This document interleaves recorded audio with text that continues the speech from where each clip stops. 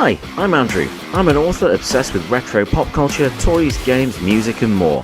I'm trying to get my next book published, and this is all about that journey. It's a book about that retro life that so many of us are living, and I wanted to share the adventure with you. So of course, what else could I call it?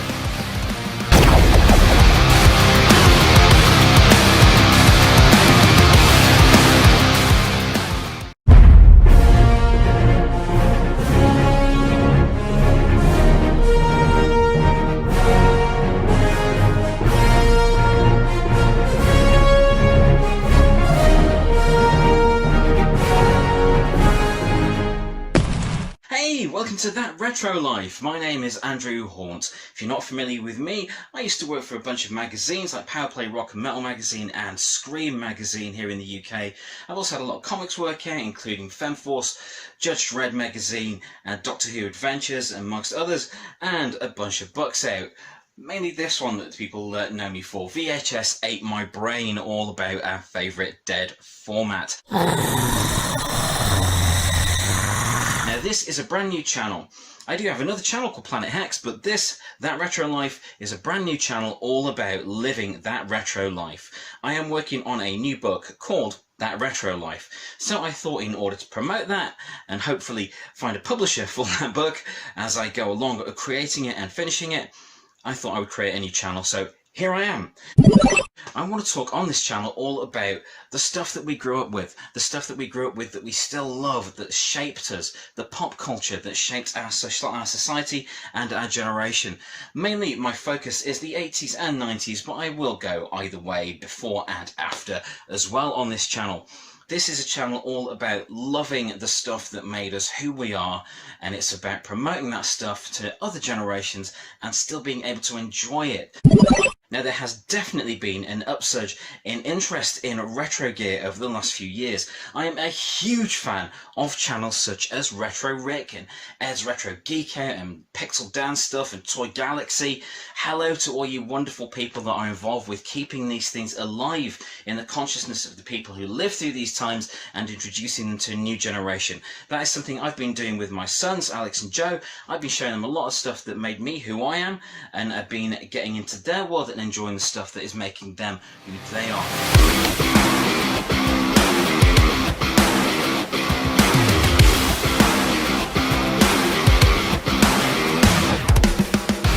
I used to work in a comic shop. I worked in a comic store for just under a decade, and that really allowed me to indulge my love for these things and share that with other people, be it people that were genuinely into this stuff, or parents wanting to ask about things for their kids that they just didn't really understand enough about. That was a very satisfying time.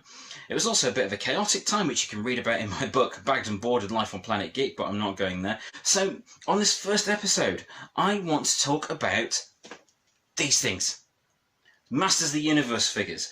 My wife recently came across a huge haul of Masters of the Universe figures, including good old Skeletor. He-Man! How can you not have Skeletor and want to do that? But also things like Castle Grayskull itself. Now, I do have my original Castle Grayskull downstairs.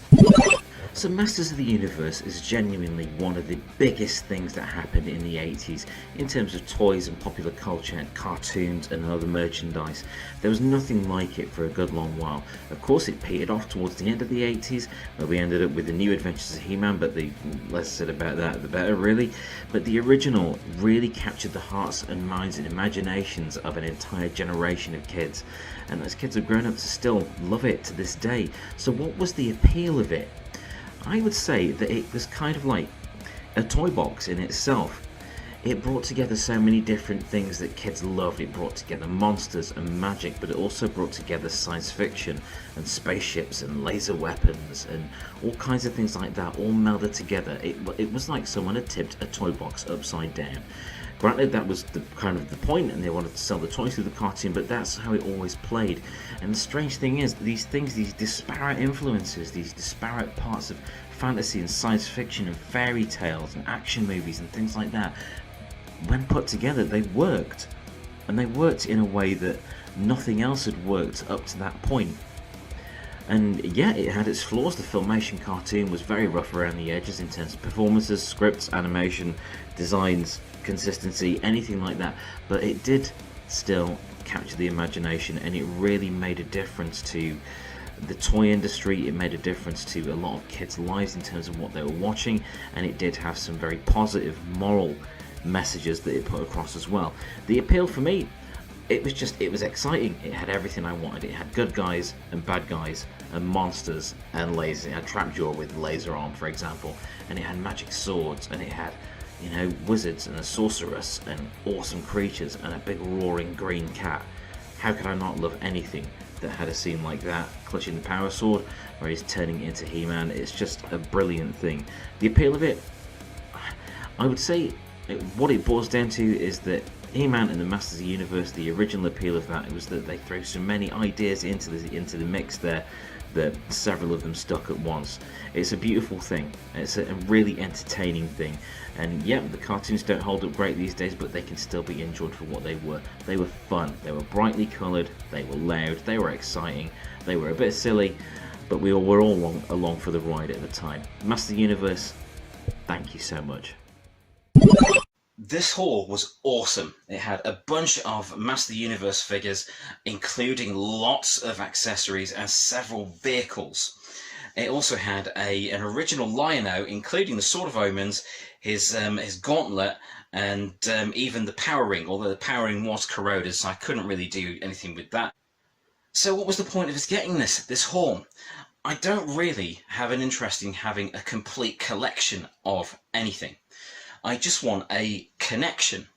So be that through a few figures, a few tapes. I have whittled down my VHS collection over the years. I was known for having a massive VHS collection when I did VHS Ate My Brain back in 2014. That has since shrunk just to the stuff that I really genuinely wanted to keep hold of, and that still makes me feel connected to that era. I do have an unhealthy obsession with this film, Trick or Treat.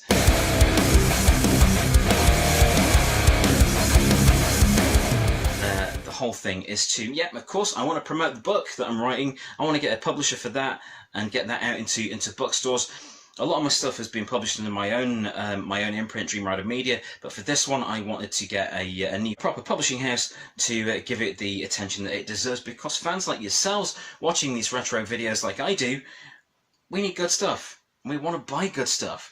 That's the whole thing. There is such an interest in buying the stuff that we grew up with, just to kind of save it. That was how I felt about VHS tapes and science fiction pulps. The things that I grew up with, they're important to me. They were important to me at the time, and as I have grown older, as I have hit middle age, they have continued to be important to me, and I just want to share this stuff with you guys.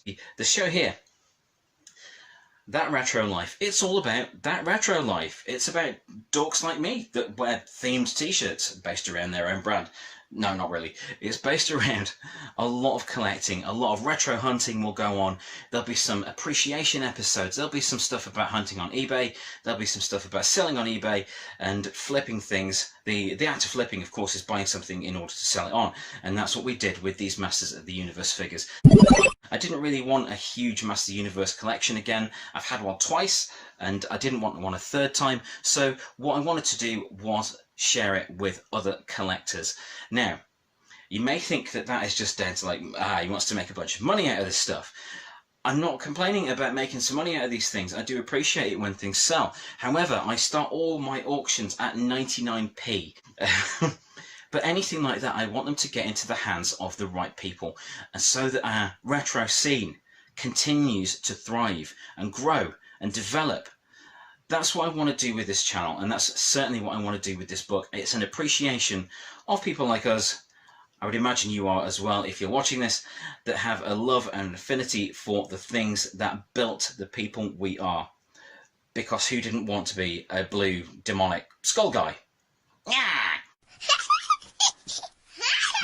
Anyway, here's a look at what was in the box of He-Man and other stuff that we got.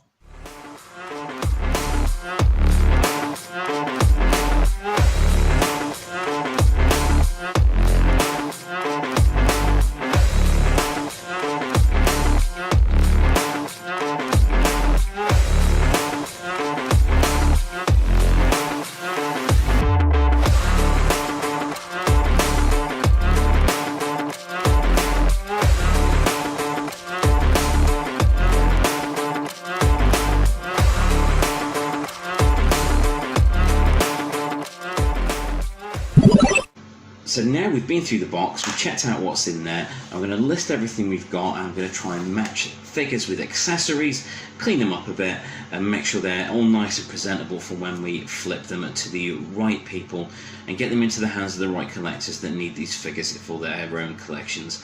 This is fun. I'm actually looking forward to this. I've got my coffee, I've got some music ready to get on, I've got some cleaning stuff. Let's go.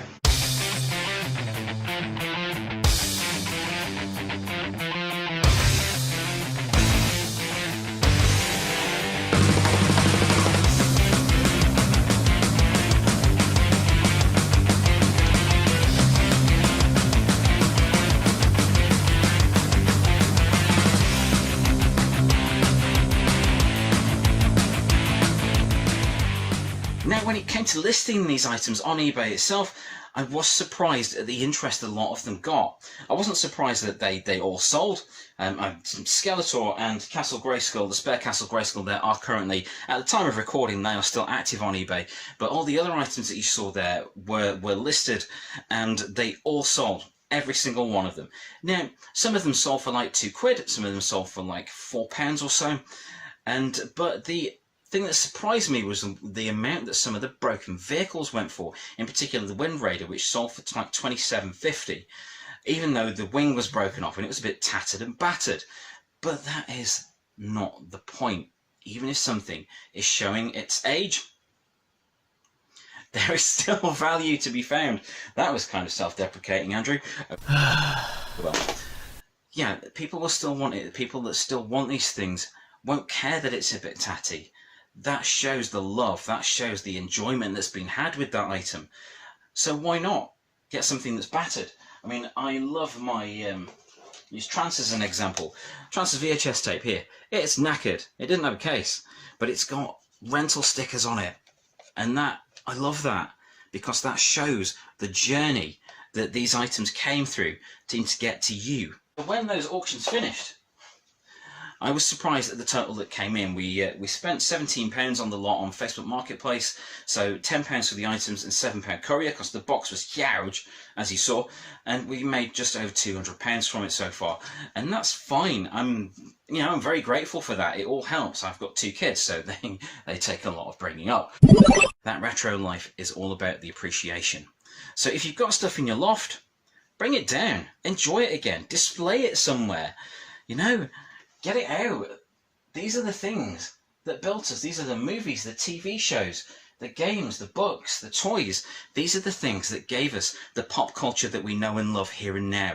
And they keep coming back. Things like Master of the Universe keep coming back time and time again. There's 2 animated series that have just dropped in the last year. There's the Revelation one, and of course there's the brand new He-Man and the Master of the Universe animated series for younger viewers. There's a movie coming. There's all kinds of stuff coming. But these things, they stick with us, and they stick with us for a reason, because they were entertaining and they were important to us when we were growing up. And Master of the Universe is a great example of that. I was a huge fan of Master of the Universe at the time.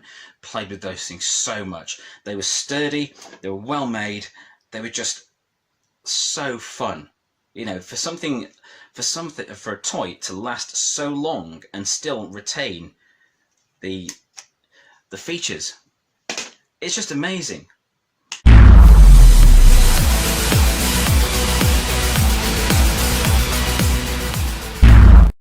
So with all this going on, how is the book of That Retro Life coming on?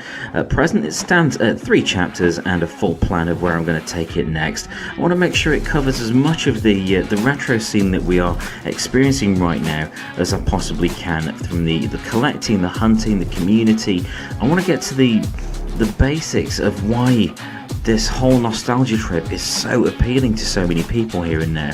It's proving to be a lot of fun to write, and I'm really enjoying it. We'll keep you posted in each episode with a little book update. So this is my first foray into That Retro Life, and I'm so glad to be living it. It's so fun. It's great to love the stuff from now and the stuff that's coming out in the future, but it's also awesome to never forget what made us who we are. Thanks for watching this first episode. I can't wait to show you what comes next.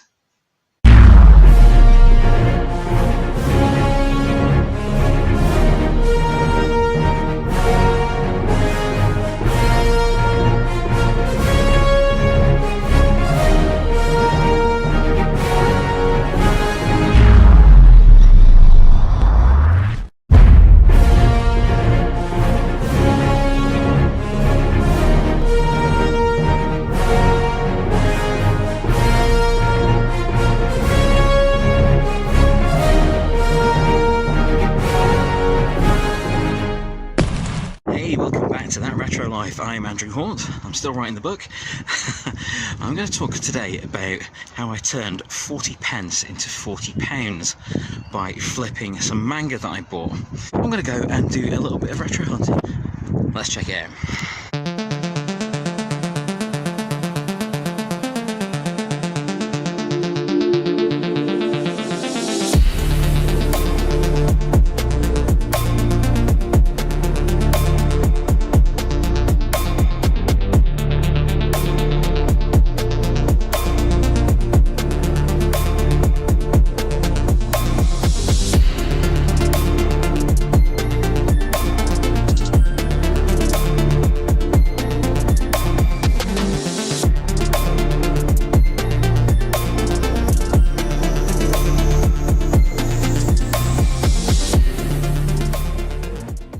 So the retro hunt today was a bust, but sometimes it is. You don't always find something, but it is always best to check because you never know when something will turn up. However, I did get some cat litter, so it was not entirely wasted. But it was fun to have a look around. It's always good to see what's available and what isn't. So you never know what you're going to find, so always do have a look if you have the chance. Right, I'm going to head back to Castle Haunt now and talk about how I turned 40p into 40 pounds. So how did I turn 40 pence into 40 pounds? It was really simple, honestly. So nearby we've got a branch of Stock Monster, which is a sort of warehouse clearance store and discount warehouse clearance store. There's all kinds of stuff in there that you really wouldn't expect to find. I've been finding Magic the Gathering products in there, like packaging, like card sleeves and card boxes, deck boxes, all kinds of things that I didn't really expect to find. They've had like Neon Genesis Evangelion canvases in there. They've had boxes of Magic cards. They've had rare action figures. They've had a bunch of anime stuff. They've had new release CDs at like £4 for £1, and it's been really interesting going in there and just seeing what they've got. Now, recently they had some crates of books in, a clip of which you saw in the little montage there where I was going around on my retro hunt today. I went and had a look back, no joy though. But in there, recently they had a load of manga in there, and manga related books. They had like a light novel and some manga digest books, and they charged me 5 pence each. So I bought a stack of them. I bought 8, totaling 40 pence. Now, I put those on eBay, each one starting at 99p. So I always start my auctions at 99 pence, just to make sure it's just for consistency, really, because then I'm not trying to do people out of a load of money. I want to get these things back out into the hands of collectors and the people that want them for their collections, for their manga libraries, whatever I'm selling. I want to get it out there for the collectors. So I always start my auctions at 99p because I don't want to rip people off. If people want to pay more, then that's fine. I'm not going to say no, but I always start them at 99 pence. So I put these manga books up on eBay, 99 pence each, and with some of the money that those made, I picked up a few other manga titles from nearby. So the ones I picked up from Stock Monster first of all were these.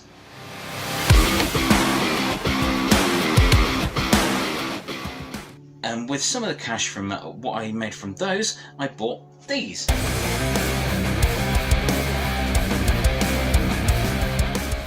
And then I sold all those on together as individual items, and voila, 40 pounds. The trick is to be on the lookout for things you know people will have an interest in.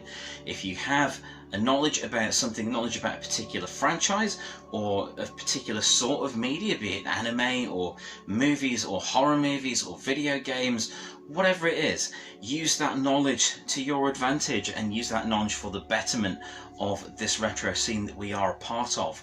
So yeah, just pick stuff up if the price is right, if you know you're going to make your money back on it and you know someone else is going to enjoy it. You are actively contributing to a better scene for all of us. So that's what I wanted to do. I picked these items up, I flipped them at a low price. Some of them did go for higher prices, and in total I made £40 altogether out of this stack of mangas. Just always be on the lookout for stuff.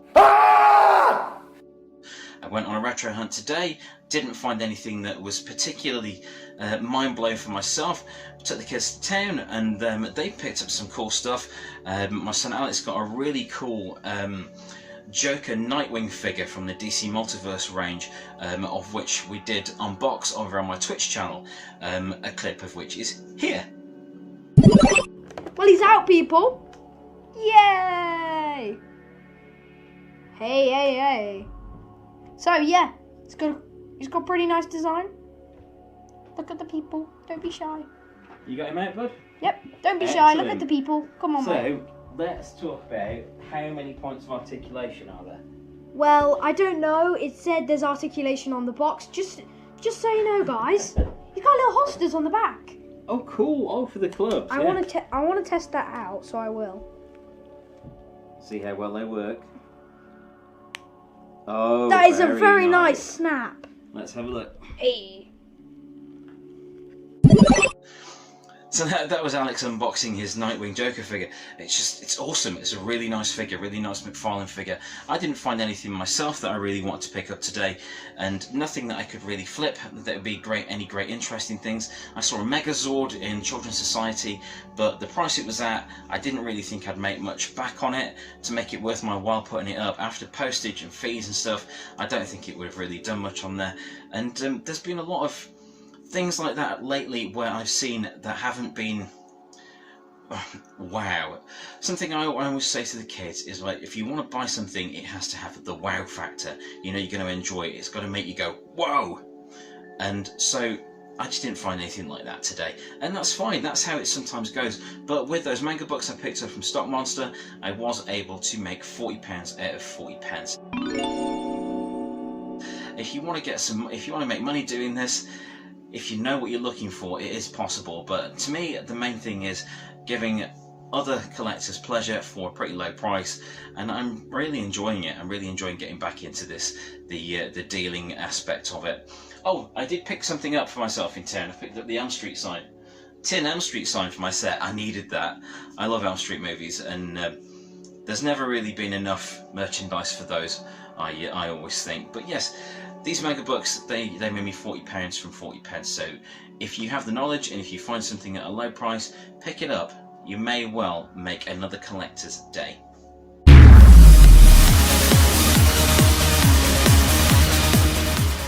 What's going on with the book? The book is carrying on. I've done a bit more on the next chapter, on chapter 4, which is, it's starting to branch out into more individual aspects of the retro life, be it the different kinds of collecting, people that want an entire set of something, people that want just a few things.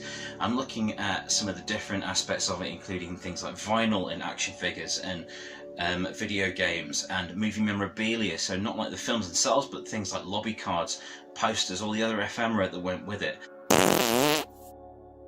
Something I would love to find in the wild, not that I ever think it would happen, would be a video store rack. I've wanted one for years, and I would just love to display VHS tapes on a real video store rack. Wouldn't know where to look at the moment because I just don't see any of the things around. The video stores just aren't around anymore. But that's how I've always wanted to display VHS tapes. But I've not seen one of those around. But that's fine. I'll keep looking. You never know what you're going to find in the wild, so it's always best to keep looking. As I've said before, that's something I want to get across with this book. Half of the fun of that retro life is looking for the things that make us go, wow, I remember that. That had an influence on me. That had an impact on my life. And picking it up and saving it. So whether you're building on an existing manga collection or if you're starting off your own manga library, a really good way to do that is to look for bundles. Now if you look on eBay or Facebook Marketplace or any other site where you can buy stuff like that people are wanting to pass on, it is good to check out the bundles. Bundle or job lot are good search terms to put in. I've just put in manga bundle here and I've got it set to ending soonest. So this doesn't really look at stuff that's buy it now. I always prefer to look at the auction stuff because then you get a better idea of what things are going for, whether you're buying or selling. So then you get an idea of what to price things at when you're selling stuff, or what you want to budget for if you are buying. So there's some really nice lots out there, and it does give you a really good indication of what things are going for. Now, like this Naruto lot here, that $99.99 for a Naruto lot does look like a lot of money, does sound like a lot of money, but if you look at that, that is volumes 1 to 56. That is epic. So $9.50 postage, so that's like a courier cost, and I can understand that because that is a hell of a lot of manga. that's like an instant library. Used good condition may have some marks, but that's such a good lot. If you bear in mind, there's 56 books there, and each one of those will be about £8. So add that up together, 56 times 8, you've got a lot of value there for $99.99. So that is literally an instant Naruto library there. And I can see someone wanting that. I can certainly see that that being sold. Like here, this is £30. This doesn't have any bids on it, and I can see why. Because this is a mix of titles. So when you've got a lot that's a mix of titles like that, you're not going to get as much interest in it because some people may have already got certain titles. Yeah, there's 3 books there. They're Kodansha comics, so they're not hugely expensive, but they are sought after. However, we've got 7 Deadly Sins, Attack on Titan, and That Time I Got Reincarnated as a Slime. These titles rule. But because it's 3 different titles, there's not going to be as much interest as if it was 3 different volumes from the same series. Let's see what else we've got here ending soon. Blade of the Immortal, manga bunt. That was a good series. I remember that, the Dark Horse Comics series. I used to sell that at the comic shop I was part of. Here, this is a lot more reasonable. Anima manga volumes 1, 2 and 3 bundle. That's £13. That's got 1 bid on it, so someone evidently wants that. First 3 volumes for £13. First 3 volumes in any manga series. That's not bad at all. Blue Exorcist, Appleseed. No bids on that. No bids on that. Naruto volumes 1 to 3, £15. That's not bad for those 3. As I say, those could be £8 or £9 in a comic store. Same with the Full Metal Alchemist batch here. And okay, I see a good one here. Here's a good example where some are the same title, so some are from the same series and some aren't. However, they are themed. They have a bit of a theme going on here. So we've got Pandora Hearts. We've got some Akame ga Kill. We've got Fairy Tail, My Hero Academia, Haikyuu, Spice Wolf. See, with the My Hero stuff there, with that second row, that's £50. You've got, in that second row, you've got most of the value there already, because each of these is about £8 and £9. So you're looking at about upwards of £40 for those 4 there, or not far off. So you've definitely got your value there. So when you're looking for job lots and bundles of manga or any collectibles that you're after on your retro hunting adventures, check out job lots and bundles. You can often get a really good deal on them. If you're just starting out and want to try some different manga, by all means go for the mix bundles, because you'll probably get those for a much lower price. That's pretty good. £22. There's 2 omnibus volumes of Naruto there, 4 volumes of Vampire Knight, a volume of Blue Exorcist, and the first 3 volumes omnibus of Full Metal Alchemist. That's a really good starting point for any manga fan or budding manga fan that wants to build their library from scratch. There's a bunch of stuff here. Just check it out, look at the terms job lot and bundle, and see what you can find. I pretty much guarantee you will find some gems hidden amongst all the chaff, as it always is when retro hunting. Go have fun, enjoy yourself building your collections, whatever they may be. So remember, this channel is all about me trying to get this book published, and that's fine, but the main thing I want to do is offer you something fun to watch. So I hope you are enjoying this. Please leave a comment below, please subscribe, please get in touch. I am at Andrew Hawnt on most socials. We'll leave a comment below, and I would love to hear your thoughts on anything you'd like me to check out, any places that are good for retro hunting. I'm going to do some episodes outside of Nottingham very soon, where I'm going to go a bit further afield and clean some very, very cool places that have their own YouTube channels, which are much bigger than this one.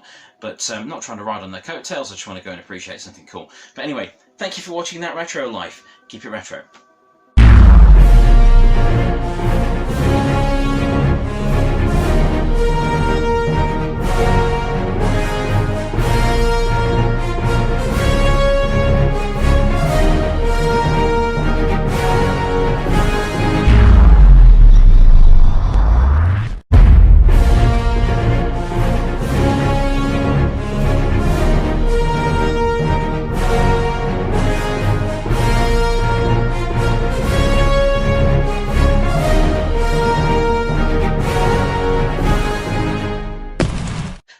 Welcome back to That Retro Life. I'm Andrew Hawnt. If you're not familiar with the show, I'm an author. I'm trying to get a new book published which is called That Retro Life, and it's all about the retro life that a lot of us are leading.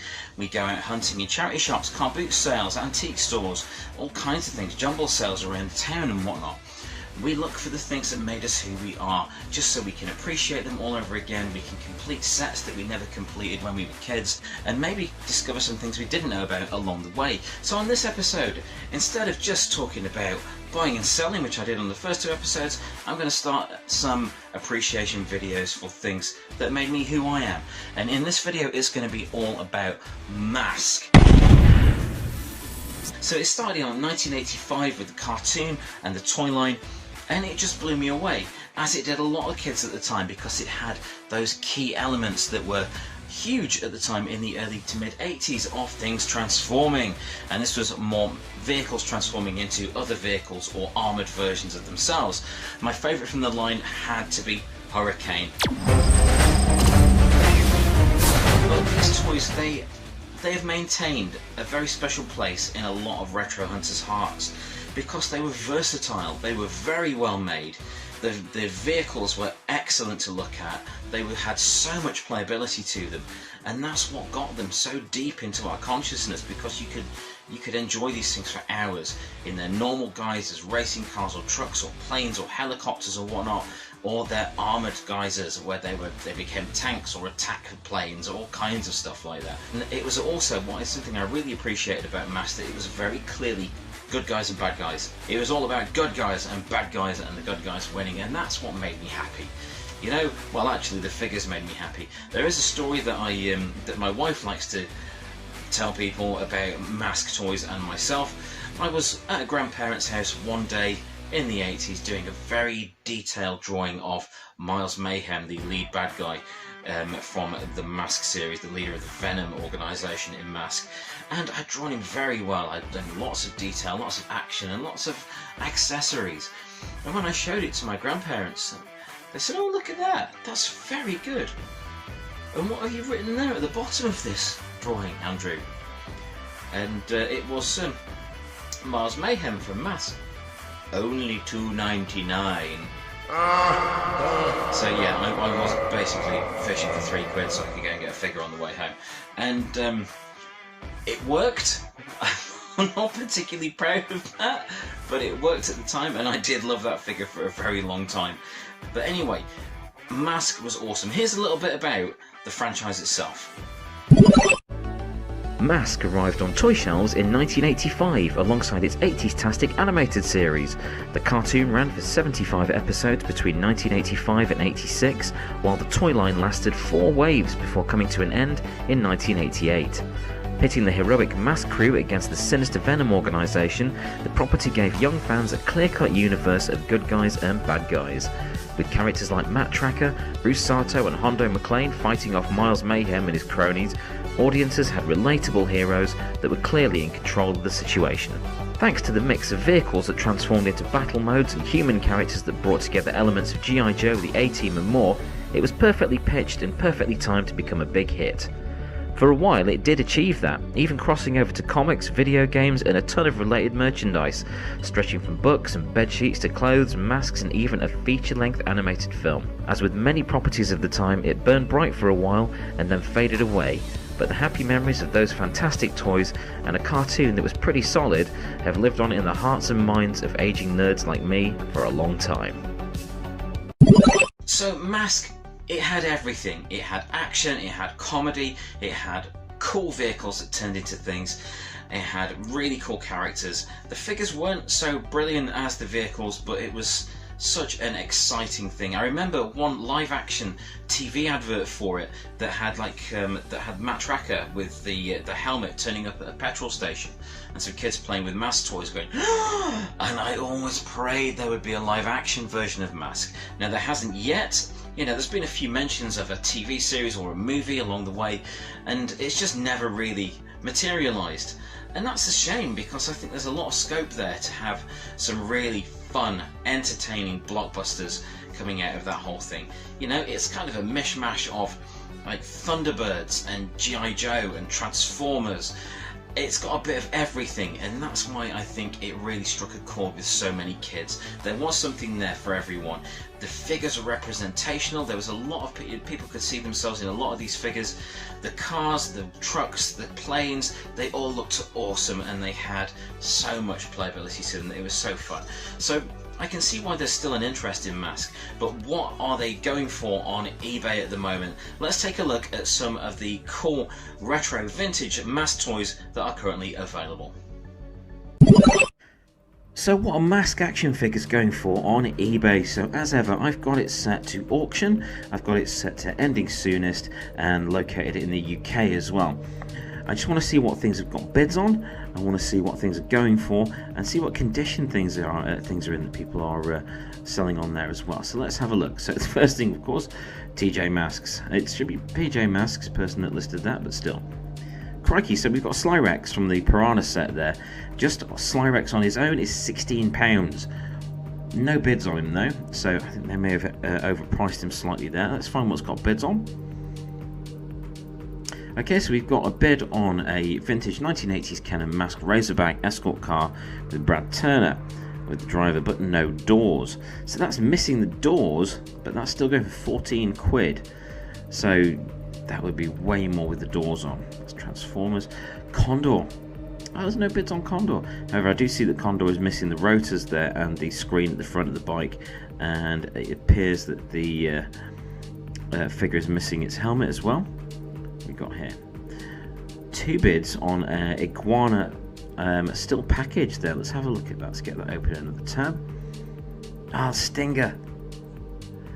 No one's bidding on the Stinger at $73.99. That is a lot. You know. Let's see if the figure's got his mask on. Now I had Floyd Malloy, the guy with the Billie Idol hair. And he always struck me as a bit of a douche, that character, but you know. Let's see if we can find some more bids on. None of these have got bids on. There's Alex Sector with the mask. I had that one and I really like the mask on that one. It's just so cool. The design of that is so cool. It's much cooler than the Matt Tracker figure, which, you know, Matt was the main character in the whole thing. Okay, here we go. This is the good stuff. We've got Jack Hammer with Cliff Dagger and the Torch helmet. That looks pretty complete to me. Okay, we've got Hondo McClane from the first wave of it. I liked his helmet. I liked his helmet more in the cartoon. The toy helmet, it had like the shoulder stuff on it to keep it on, because in the cartoon it would have just been on the top of his head and would have been really easy to lose. That's not got a bid on it at that price. Okay, so Buddy Hawks has the penetrator mask on there, and that has got a bid on at $12.99. We've got there's an interesting one. We've got the Switchblade helicopter from Venom, from Miles Mayhem, and Miles Mayhem's vehicle. That's coming with Miles with the mask. I'm not sure if it has rotors on it, which I'll have a look at that, but that does have a bid on at $54.99. Oh, Firefly, the mask Firefly. I love this. It's a racing car figure that turned into like a little plane. That's not got any bids on. That's such a shame, because that is a really nice look. It looks like it's in nice condition. It's got the figure, it's got the helmet, it looks like it's got all the tyres as well, and it was a very satisfying figure to change into between the different versions of it. That's weird though, because we've got that on there with no bids on it, $24.99. We've also got one here with no bids on it at $6.99. Does have a missing wheel, but that's not bad for $6.99 with the figure and the helmet. Boxed Piranha. Well, it's not boxed, it's got the box with it. I love the Piranha because it used to shoot off and it just had a great action to it. I am surprised that a lot of these things don't have bids on. Action Force Baron Ironblood. Not Mask though, is it? I am really surprised. I've got that Kamen Rider. And we had the Bruce Sato clone figure as well. I love that. And none of these have got bids on. That is a great bundle. I'm really surprised. This is something that's I wasn't expecting. I was expecting these to have like loads of bids on. because I'd heard that they had gone up in price, and the interest in them is certainly there. The interest in 80s franchises is you know, it's bigger than ever, because, you know, we've grown up and got money now. Oh yes, that is the good stuff. There we go. Hondo McClane with Hurricane. He's got the helmet, he's got the crazy neon suit. Hurricane was by far my favourite. So let's have a look at these that I've got open here. So let's get rid of the search page. So we got Iguana. I didn't have Iguana. I didn't have Iguana at the time. I always wanted that, but I didn't have that one. But it's one I've always enjoyed looking at. Look, it's so cool. It's got a saw blade on it. It's got guns. It comes with Lester. And that is that still sealed? Bloody hell, that's still in the packaging. That's still in the plastic. That's never been opened. I mean, the box has been opened to have a look at it, but that's a nice looking piece there. That's so cool. But the dilemma is, if you bought that, would you then want to take it out? Now this has got 2 bids on it. It's 13 hours, 48 minutes left. Oh, look at that. Let's get that last picture. Still bagged, still sealed, in the packaging. This figure and mask there, never been opened. Look, even the twist ties are yellowed, the plastic ties. That's cool. See, that's the sort of thing I was expecting. I was expecting everything to be around this price. This does have 2 bids on. It's £26. I think that's reasonable for a set that is still sealed in the bags inside the box. Okay, the box isn't sealed, but the item itself is still sealed in the bag and has the figure and the helmet. So that's the sort of thing I was expecting. But I wasn't expecting to find so much stuff that didn't have bids on. Okay, let's have a look here. Okay, so figure there does have the helmet, but it's a cool looking figure, but I do see some marks there. I do see some signs of age and wear. I think that £73 for that is asking quite a lot. Even if you know something is worth a lot, if you start it at a high price, less people are going to be interested. That's how I feel anyway. That's how I've always found it myself. If I price lower, then I get more interest in stuff. That's just, in terms of my own experience over the last 20 years, that's how it's been. So Jackhammer here, oh, that is cool.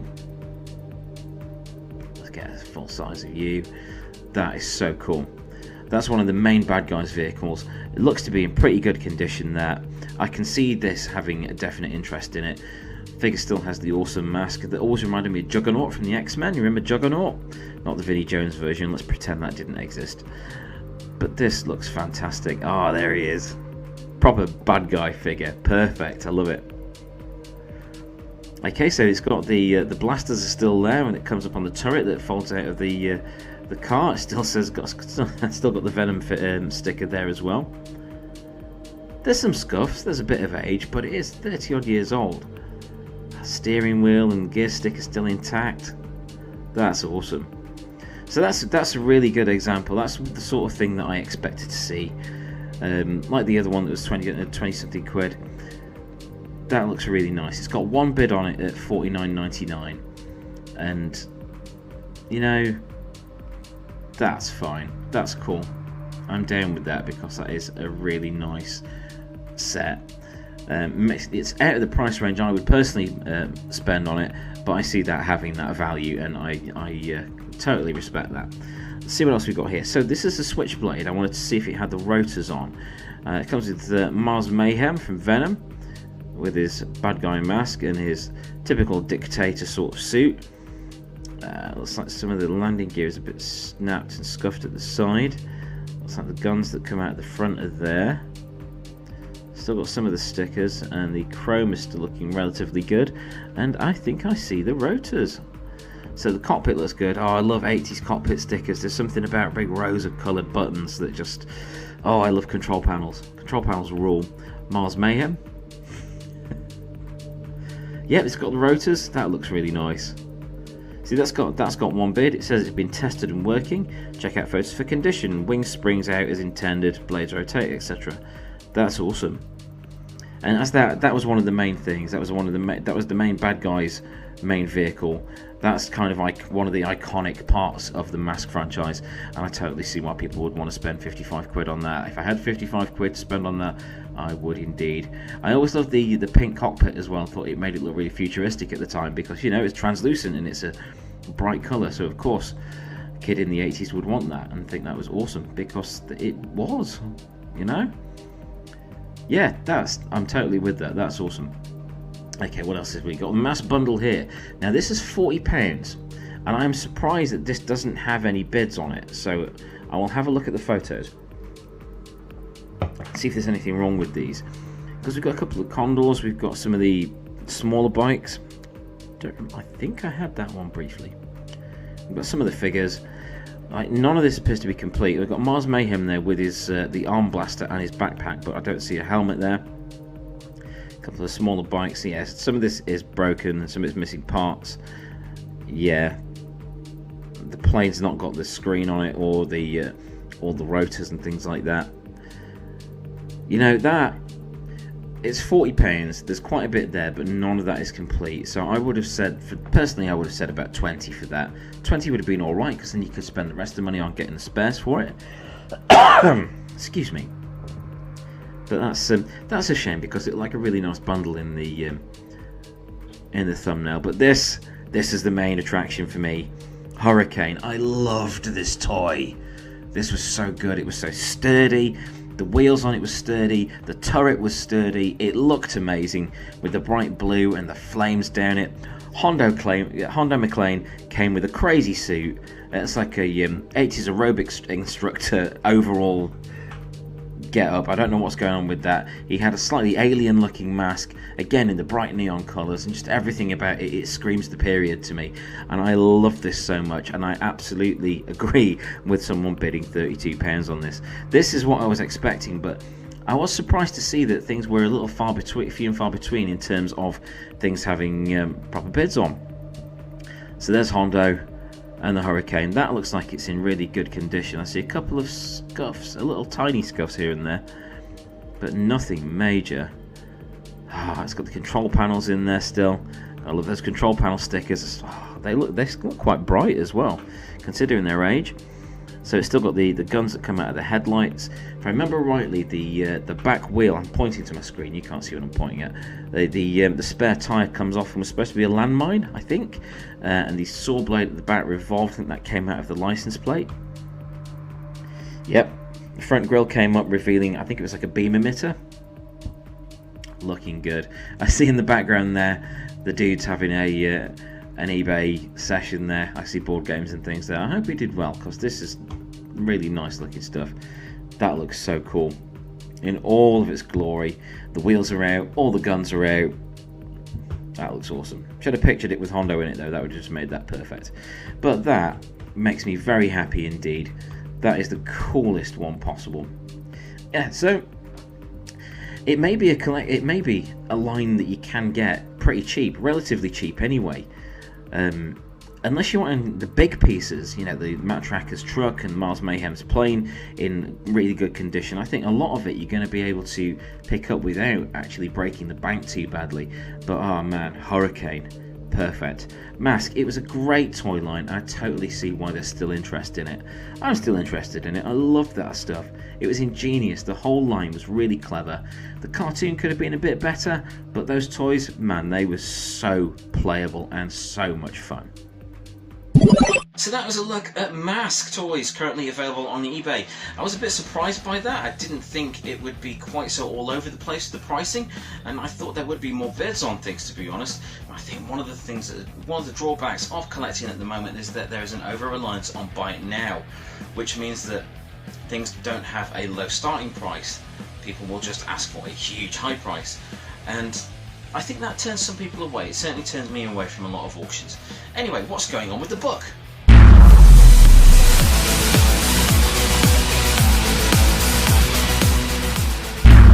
I'm still working on the same chapter I was last week because of children and life and whatnot, but it is really taking shape, and the book is finding its feet and its voice now.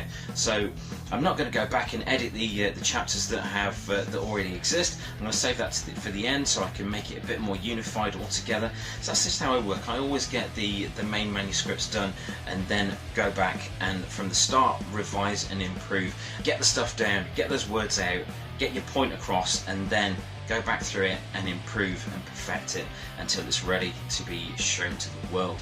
So yeah, that's what's going on with the book. It's still happening. So that's the episode for this week. Thank you ever so much for joining me. I do look forward to bringing you the next episode next Friday here on That Retro Life. Keep it retro.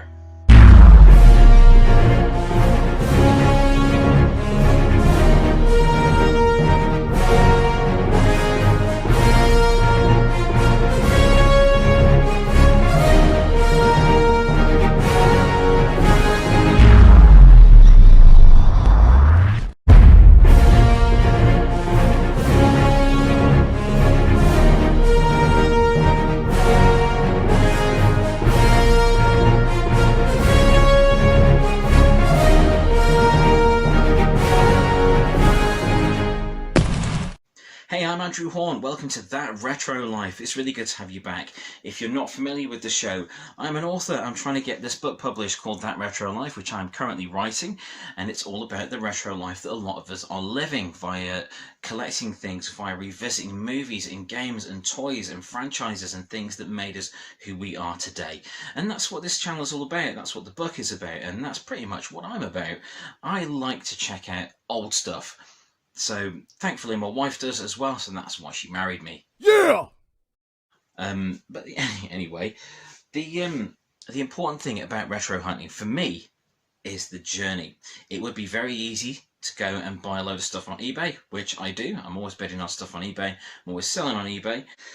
But there's no real thrill in that. There's excitement to be had when you're bidding up things and waiting for things to end, but the excitement for me is finding things in the wild that haven't been listed and photographed in a flattering light on eBay or other selling sites or Facebook Marketplace and things like that.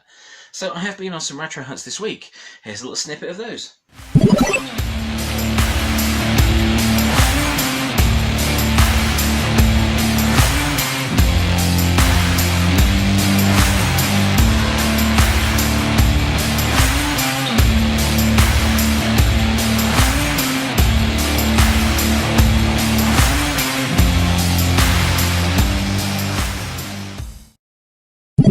So yeah, I've been out there, as I do most days when I'm on my lunch break or anything like that, or if I've got any free time, sometimes with the kids as well, we'll go on retro hunts looking for things like video games, toys, board games, card games, t-shirts, movie soundtracks, all kinds of stuff.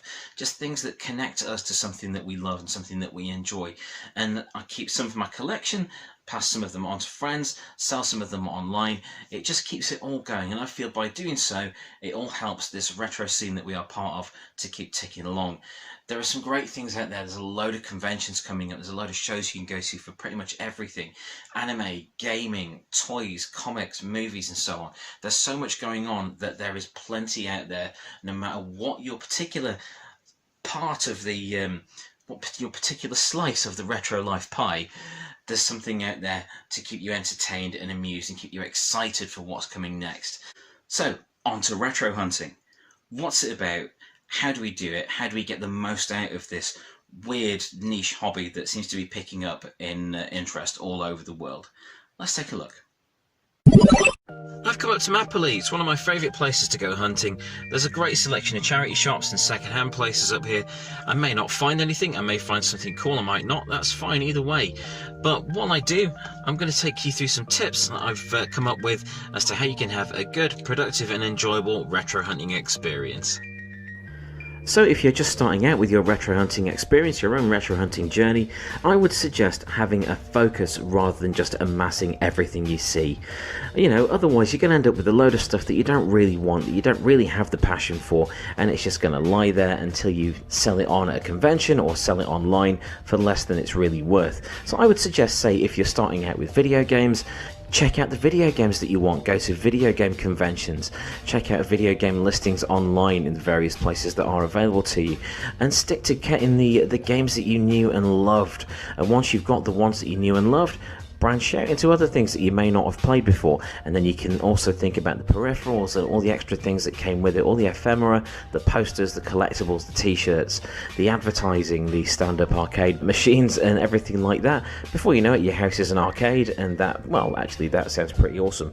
If you're buying stuff solely to flip, you can have a wider remit. Then you're not buying it for the sake of it, you are buying things to flip. But again, don't go crazy. Don't pay money for things that you don't think you'll get much back on. If you want a return on an item that you're buying, make sure that the price you pay for it is lower than what you're going to get for it selling it on to another collector. That's very important. So where are some good places to look for things when you're out on your retro hunting adventures? I would always say charity shops first and foremost. Start with your local area, see what they've got, see what the lay of the land is around you locally, and then move further afield. City centres are a bit weird at the moment. City centres don't seem to have as much going on in terms of charity shops. So I would suggest looking at the little offshoots, the little towns outside the city centre, the little shopping areas and shopping arcades outside city centres. That seems to be where the better stuff can be found, where people just did really want to have a clear out, and that's where you may find it may strike gold. Personally, that's what I would say anyway. So you could also look at car boot sales, local jumble sales, tabletop sales, rummage sales in local churches or in local community centres. Of course, there's also eBay, Amazon, Facebook Marketplace. Also, there's things like Whatnot that are coming up as well. And when you're hunting, make sure you take your kit with you. Now, by kit, make sure you take at least one bag. I always take a rucksack with me that's maybe got a couple of shopping bags in there if needed, if need be, if I strike gold. You know, go out there assuming you're going to find something cool and a lot of it. So I always take a rucksack, couple of shopping bags. I always take hand sanitizer. With things how they are, it is best to be careful. Also with hand sanitizer, that does come in handy if you're rummaging in less than favourable places. The other big tip is consistency. Visit places regularly. If you find a good place to go hunting, visit there regularly. The stock will change a lot and it will change quickly, so do make sure you go and visit these places regularly so you don't miss out. And if you're flipping, sell your items quickly. Don't stockpile them for ages, otherwise you will lose the interest in selling them. That's happened to me on many occasions. I'm still working through a great big backlog of stuff that I bought, so I would recommend just get stuff that you know you can sit down, have a batch selling session and sell the lot off. Keep the scene active and moving along by circulating these things that people will want. Granted, there will be pieces that you want to keep forever, and that's fine. That's part and parcel of this hobby. It's a great thing to have that special collection of your own that really connects you to the things that you love. But if it's something that you're not that keen on, sell it on. You get a bit of coin for yourself, and you make another collector's day. Above all, have fun.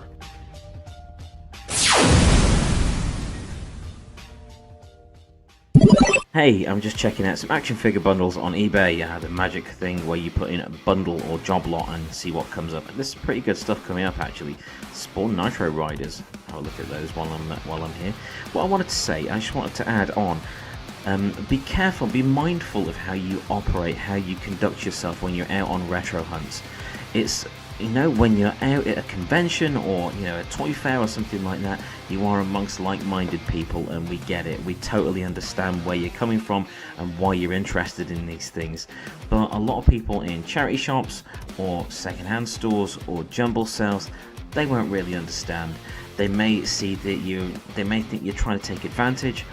They may not understand that you want a lot of these things for yourself, or you want to circulate them and make sure that the scene keeps going, or that you want to help out other collectors that you may be friends with and that you may know what they want or particular things they're after. Just be kind, be respectful and be polite all the time at these places. You never know what you're going to find. You never know what kind of day anyone's having. And you don't want to go barreling in there saying, ha ha, I'm buying this thing from you, do you know what it is worth? Well, if you do it with that voice, you probably get thrown out anyway, because it's really quite sinister after a while, but you know what I mean. Just rein it in. You don't always have to be telling everyone all of the knowledge about everything. That is, you know, when I was younger, I did do that all the time. I worked in a comic shop, and, you know, people that work in comic shops, we often get, to be honest, a weird bundle. There's gladiators in there. Lightning. She looks very uncomfortable. Oh, supernaturals. But yes, Just be nice, be good to other people, be nice to the people that are working in these places. You know, if it's charity shops, it's going to be volunteers, you know, and they're not going to really they may not have a lot of customer service experience. They may not know how to react to weirdos in the 40s or whatever, rummaging through toys, looking for things that remind them of yesteryear. There's a Ninja Turtle there, and I see Power Ranger, and Teletubbies, and a Foot Soldier. Fine. And Elmo, and Postman Pat. Fine, perfect. Couple Postman Pat with Olaf, a Ninja Turtle, and that Casey Jones. Anyway, yeah, just be kind to people when you're out there. Otherwise, people are going to start getting a really bad opinion of people like us that just want to collect cool stuff, get it on our shelves, get our setup at home, and hang out online and enthuse over the things that made us who we are. Just be good to people. Be excellent to each other. Similarly, if someone is genuinely enthusiastic about learning more about what you're doing and why, be open with them and enjoy telling them about your passion for these things. You never know, you may find a new retro hunting buddy while you're out there. It's a strange thing, this is a very niche thing to be doing, and I started with VHS tapes and vintage science fiction novels, and for a little while I did get some funny looks. You know, why do you want VHS tapes? Why do you want vintage science fiction novels? Why do you want these weird old things that are battered and no one wants anymore? These obsolete things. And I was always happy to explain. You know, you would say, in terms of say VHS tapes, you would say, oh, I remember growing up through the video rental era and loving going to the video store and spending nights at the video store, and it really helped me in my career, and it really gave me some solace. I really enjoyed it. And I see movies as markers throughout our lives, where I can remember where I was, the sort of thing that was going on in my life at the time when I was watching these films. And that's that connection that speaks to you by holding these physical things. You get that memory, you get that flash of nostalgia. And some people, it may be football programs, it may be band t-shirts, it may be old tickets to gigs or theatre shows, it could be anything, but there's always something that will link you to a past. It will bring back a memory of a place or a time or a person or an experience, and that's so valuable. That's way more valuable than the price you pay for the toys or whatever you're picking up, the video games, the collectibles, the comic books, whatever it is you're into. You know, these things may well be expensive, but there is value to us because they connect us to who we are, and they help us to further understand and further appreciate this weird hobby. It's great fun, and that's something I'd love to get across to more people. With the book, with this channel, I want to get across to people that retro hunting is fun. You never know what you're going to find. There's always something new to find, and as you see here, someone's selling a bunch of real Ghostbusters figures, the Fright Features ones, for $10.50. There's only 3 days left on it, so I think I might have to go have a bid on that. I think that would be wise. I think that'd be the right thing to do in that situation, because those are beautiful. Remember, it may seem like a strange, solitary thing that you're doing, but it really isn't. You are part of a community. You are part of a community that's all over the world of enthusiasts that are enjoying these things and wanting to collect them and share them and pass them on to friends and like-minded people everywhere. So make sure you're always aware. You're an advert for this hobby yourself. Let's just be nice, yeah?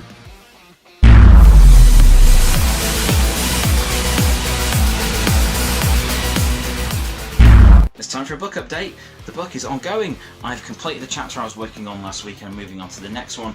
I'm trying to get a flow for it. I have had some more ideas about putting little interludes in that talk about individual franchises, because the book isn't just about the many franchises that we grew up with, because everyone's experience of growing up with popular culture will be different.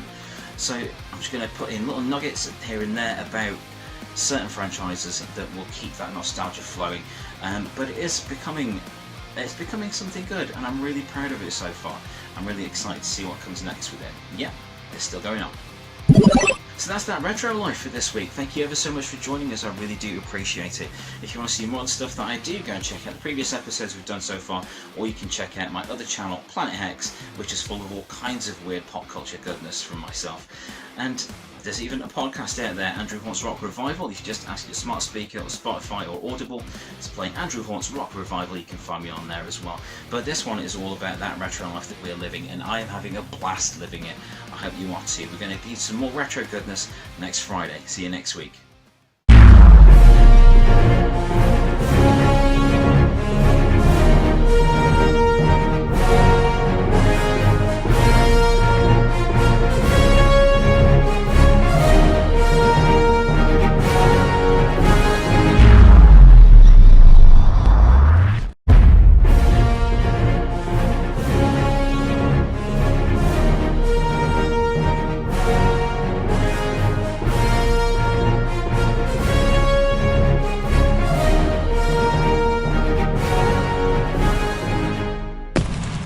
Hi, welcome to That Retro Life. I'm Andrew Hawnt. On this show we talk about the retro life that a lot of us are living and how we connect to the things that made us who we are. I'm writing a book called That Retro Life, and this channel is all about me trying to get that book finished and get it published and out there to you, my like-minded nerds out there. Hello nerds. So on this episode I'm going to talk about the effect that our hobby is having on itself. I'm wondering if this hobby can actually carry on as it is. See, there are things that I've noticed in the last few years, things are getting harder to come by in the wild, things are getting more secular and a little more insular, if you will. So on this episode I'm going to talk about some thoughts I've been having about the scene itself, the retro collecting community, and where it goes from here.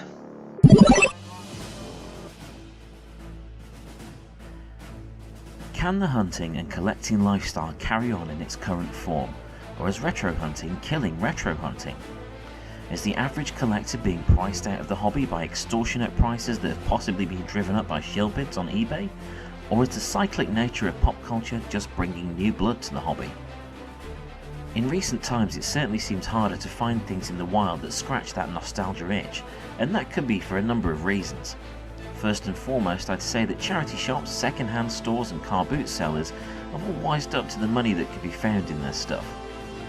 This has left shop shelves and car boot tables with far less nostalgic curiosities available for sale in person. On the other side of that, there's also the practice of dealers buying entire collections in order to use as stock at conventions, where customers may well pay more for an item on the spur of the moment. I know I've done that on several occasions.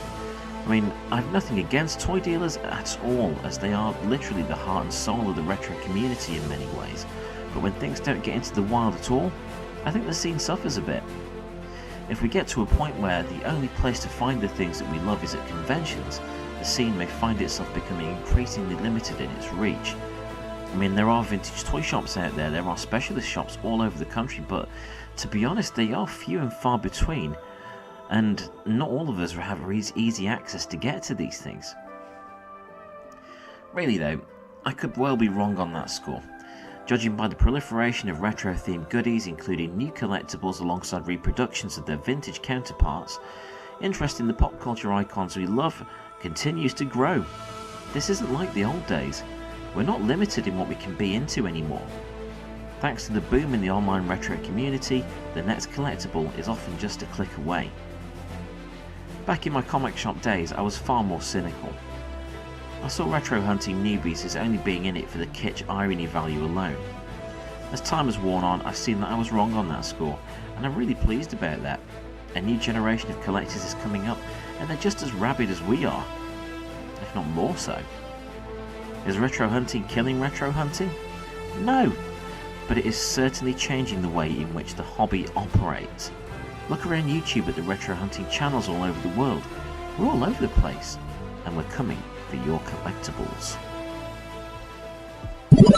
So I've just been on a quick hunt, and I took a shortcut around the back of some shops and noticed that in a skip behind some charity shops it was full of DVDs and vinyl and tapes and things, not VHS, but it brought to mind that while we the collectors may be driving retro hunting solely online and specialist shops, it doesn't help that places are just throwing things away. So does this hobby actually have a future? It's an interesting one, because as we get older, as we are doing all the time, these things will fade away more and more into obscurity. You know, people complete collections and move on to other things. And I just wonder if the next generation will have retro hunting like we have it here. So it'd be interesting to see what becomes of this hobby as the future presents itself. So after the hunt was a bit of a bust, didn't really find anything, but did see a skip full of stuff. I'm going to look on eBay for some cool things, and I've found 3 lots here that I'm going to have a look at before we do anything else. So yeah, it just got me wondering how long we can sustain this hobby. I mean, granted, it's been going since, I don't know, since like the 1950s or so. Fandom of some kind has been going, I would say, since the 50s, in its in what we would understand as fandom. But how long can we sustain this sort of thing? How long can we sustain this hobby where we are essentially gathering together bits of the past? Of course, everything that comes out now will one day be the past, will one day be vintage, will one day be collectible, but I believe there are less toys coming out now than there were, and things are coming out. A lot of them are aimed at more adult collectors, kids getting more and more into video games rather than the actual collectibles themselves, but I think there's always going to be an appetite for it. So I think there's always going to be an interest in things that made people who they are, and, you know, that inspired them when they were kids to create things. There's my drink. So I think that it will continue for a good while yet, but I think it may continue in a different form. What I would like to see is more trading going on, rather than just buying and selling, because that can just get in the way of things. Okay, we've got here 80s, 90s mixed figures accessories bundle. This isn't all 80s or 90s. A lot of this is 2000 plus. There's a Prince Adam there. That Shredder is definitely 2007 or later. That Chewbacca, that's not the original Chewbacca. That is that's like Power of the Force or something like that. That's a lot later, that Chewie.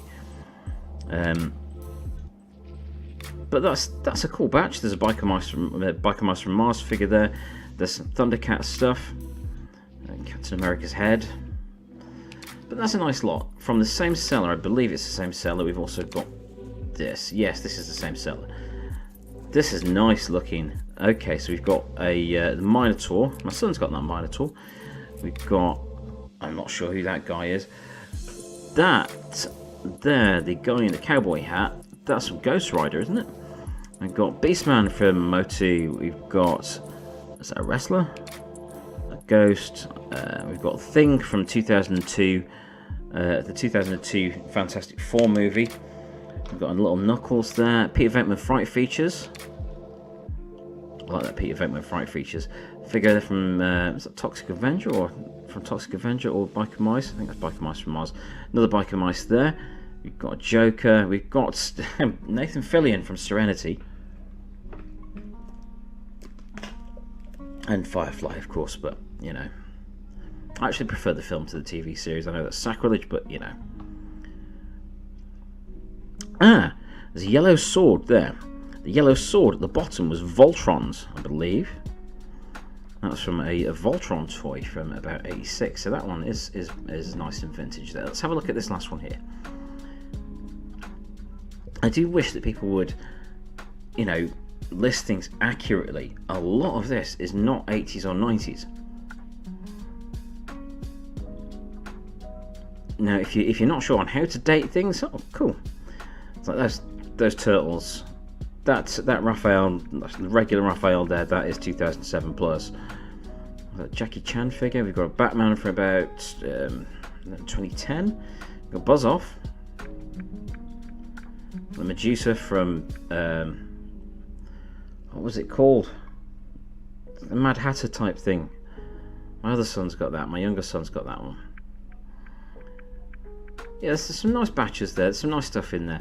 I'm not sure it's something I would really bid on, although I do like it that they've put some He-Man stuff in each one, because that would be quite enticing. I can imagine that would be quite enticing. But mainly, I was just thinking today about how long we can sustain this, and whether or not it is us that is causing the hobby to die out at all. And I don't think it is. I think it's just changing. And I think we just have to not be grumpy old gits about it, really. And I know that's not easy. It's certainly not easy for me. But I think it's something we're going to have to come to terms with, that this hobby will change. There'll be conventions for a good long time. Certainly, I think there will definitely be conventions as long as, you know, this generation that we have of collectors is going. But then I think the generations to come, I think it will change. And I think, of course, what is retro to future generations is current to us, or more recent to us, and it will just change. It won't be the same, but none of these things remain the same. And that, you know, really, that's what keeps it interesting.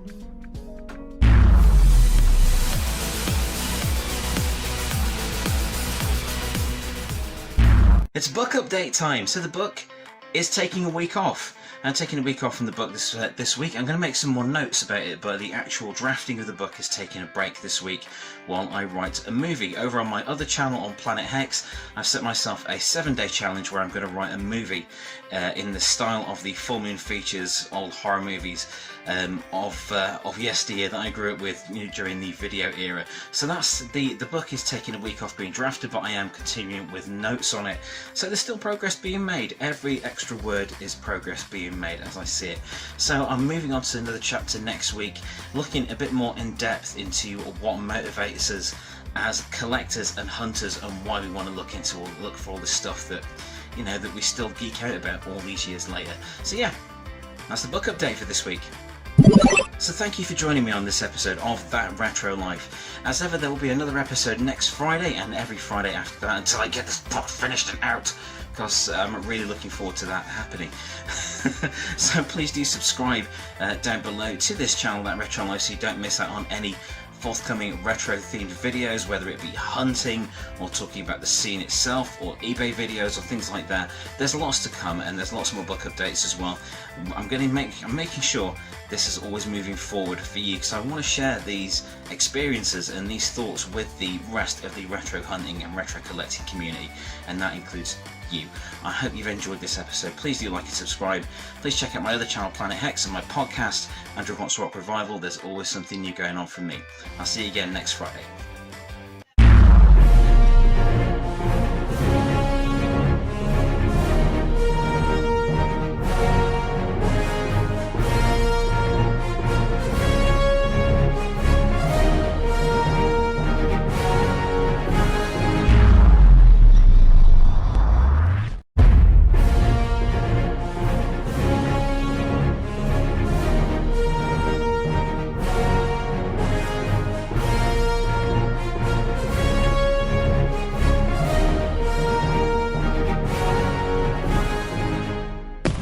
Hi, welcome to That Retro Life. I'm Andrew Hawnt. This is the show where we talk about that retro life that a lot of us are living, and how we connect to the things that made us who we are. On this episode, instead of going hunting, I'm going to talk about a favourite property that I really loved back in the day, and by back in the day I mean the mid-80s, so we're going back a little way today. So I'm going to talk about Centurions, Power Extreme! Yay! So this was a toy line, it was a great cartoon show. It didn't last all that long, it certainly didn't have the longevity or the staying power of things like Masters of the Universe, or, you know, Transformers or Ghostbusters or anything like that. But while it was there, it was fantastic. They were like large format figures that could interchange all the different accessories and stuff, and it was just so fun. So here's a little bit about Centurions. Centurions was a toy line and animated series that debuted in 1986, featuring heroes Max Ray, Ace McCloud and Jake Rockwell using high-tech armour and weaponry that was teleported from a space station by their colleague Crystal. It centred around the efforts to stop the plans of the evil Doc Terror and his hapless sidekick Hacker. A 5-episode miniseries was followed by 60 further episodes, and for a while Centurions was a hot property all over the world. Comic book legends Gil Kane and Jack Kirby were involved with the development of the series, while designs were handled by Norio Shioyama. The mix of high adventure and high technology struck a chord with young fans, and for a while the Centurions could be found in comics, on lunchboxes, dress-up toys and much more. The toy line was made by Kenner, offering the main characters with numerous accessories that could be interchanged between them. The bad guys would literally split in half and could also be mixed and matched with each other. As well as the accessories bundled with the figures, numerous extra sets of add-on weapons, flight packs and armour were offered, giving the range amazing playability. The figures were oversized, well articulated and very sturdy, meaning they could take on all the action kids could throw at them. This is one toy range that delivered on the promise of its animated series. Power Extreme indeed. So that was Centurions, the large form factor of those figures and the number of things you could do with them, with all the accessories and things that came with them, and the expansion packs as well. It was just so playable, and there was a lot of fun to be had with those things. But what are they going for on eBay? Let's take a look. So let's take a look at what the Centurions figures are going for on eBay. So I've got it set to items in the UK only, and I've got it to ending soonest, so we can see that the items that have got bids on. So let's check these out. So the first one that comes up there just makes me very happy and very nostalgic, which is the Ace McCloud Sky Knight. That's pretty. It's not complete, but there's several accessories there. That's the basic figure. That's the basic accessories that come with it. It's missing the helmet and the other arm rocket and some of the things on the jetpack, I believe. So that's £20. That's 5 bids on it with an hour and a half left on it. So that's pretty good. That is pretty good. The Orbital Interceptor assault weapon system there. That's got the instructions with it and the helmet. Okay, let's go and check that out because that's awesome.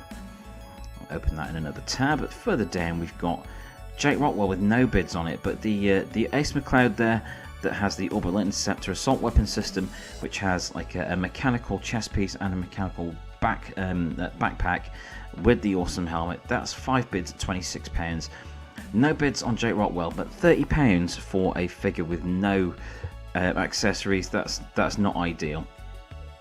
So we've got Ace McCloud there with the box as well.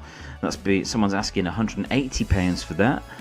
That seems an awful lot, but it is with the box.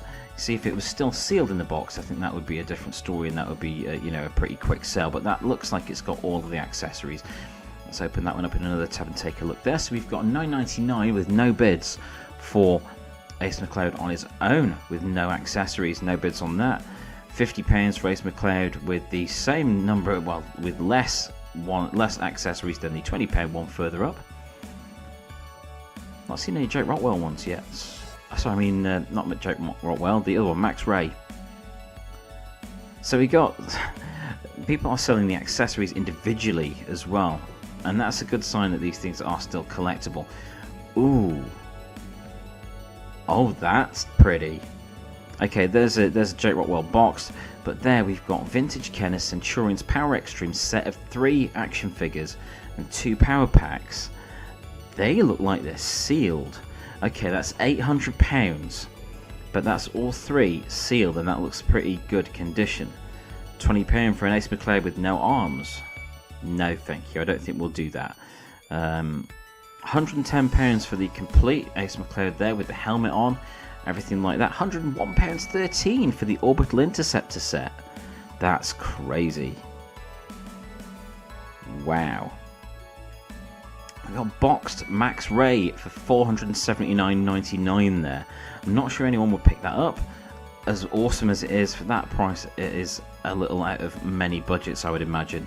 We've got a Doom Drone Traumatizer. We don't see those around at all. That's very cool. In fact, I don't remember seeing one of those since the 80s. So there we've got Hacker. There's 6 bids on that at $19.87. That is in the States though. Thanks eBay for bringing up stuff in the States when I put UK only, but I know this is international sellers.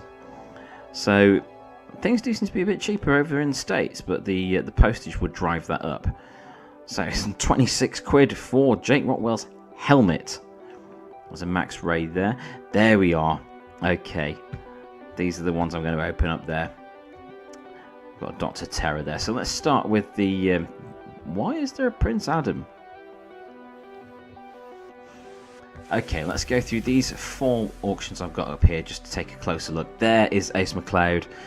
I loved that backpack because after I lost interest in Centurions, the backpack itself became the basis of lots of games on its own because it makes an awesome spaceship. So I took the rockets off and I lost the radar dish off the back, but it became a firm favourite just on its own as a spaceship. Oh, and it's got the original ones as well. Okay, so that's got the original accessories as well as the Orbital Interceptor. That's very cool. £26. That is a great deal 5 bids. It's got the instructions, it's got the helmet, the orbital interceptor. Ace looks very happy, even though I would imagine that would be very heavy to wear. That's a great lot. That is a perfect lot. £26 for that, definitely worth it. Okay, on the next one we've got Ace McCloud boxed. Now this is not such a great deal in my personal opinion, but it does have the box, so let's see what condition this box is in. Asda, £10.95, perfect. Love things with price stickers on. So the box has got some damage on it, but still, that is a box that's survived since the mid-80s. That is very cool. It's not something I would buy for that price personally, because I just don't have the budget, but that is very cool. Okay, in the next one we've got, this is the one I really found interesting. Now these boxes are a bit bashed, but they are sealed. Those are sealed in there. Wow, that is cool. Okay, so Vintage Kenner Centurion's Power Extreme set of 3 action figures plus 2 power packs. So let's have a look. We've got Jake Rotwell there, still with the twist ties and things in there. We've got Max Ray with his accessories, with the Cruiser assault weapon system. Ace McCloud with the Skylight assault weapon system. What's this called? Fireforce, that was it on that one. Oh no, so they're not entirely sealed. They have been taken out to be looked at, but the accessories are still on the card, so that's very cool. And the power packs, let's have a look at these accessories, because those are very interesting. Look at those. Yes, I remember having some of these. I remember having this pack with the 3 rockets and the chest piece with like the radar on it. At the bottom of that, I'm pointing at the screen, you can't see what I'm pointing at. At the bottom of the image, there's like a suction cup that came on it, and it was on a motorized little feature in there as well. Those are really cool. Box art rules. So that's an interesting batch, I must say. I do like that. £800 is way out of my budget, but I'm just happy to admire that. It's got instructions with it. The fold out posters. Oh, that is so cool. Whoever you are, props for keeping these things in such great condition. You know, I don't think the boxes on mine lasted until we got home, let alone anything else. Very, very cool. But £800 for those with all that stuff, that is a dream, absolute dream. So just to finish up, I'm going to look at the villain who I did have. It was Dr. Terror. Now I loved this because Centurions was one of those shows where it was good guys and bad guys, proper good guys and bad guys with no grey area. So from what I would say is a golden era of TV shows where things were a lot more stark and a lot more good guy bad guy sort of setup. So Dr. Terror, haha, he rules. Come on, open up. It's not going to open up. Oh well. But yeah, Dr. Terror, you could, with the bad guys, you could pull them apart. They would split in the middle. There's the back of him with his hook and his extra helmet. I forgot about the extra helmet. Oh, he's missing one of the hooks on one side by the look of it. Yeah, fantastic, awesome. So I loved the cybernetic nature of it. I loved it that the bad guys were like half and half, like half robot, half human, and you could interchange the other halves with them. But that is $346.70, which is approximately £264.97. So again, way out of my budget, but that is just a beautiful thing to see because the packaging was so cool. These figures were so cool because they were good chunky sized figures, and with all those accessories that you could play with them for hours. You could mix and match, you could mix them up any way you wanted, and they were awesome. I loved them dearly. But yeah, it's interesting. Centurions, up and down in price. People are asking quite a lot for some of them and not so much for others, so do make sure you shop around if you want to find this range.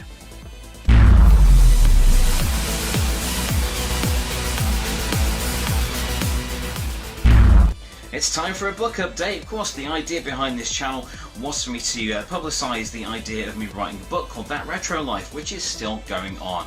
I took a week off last week when I was writing a movie. I was trying to write a film in 7 days, which is covered over on my other channel on Planet Hex. didn't quite get there, but to see how far I did get, do check out my other channel, Planet Hex, for the update against that, regarding that.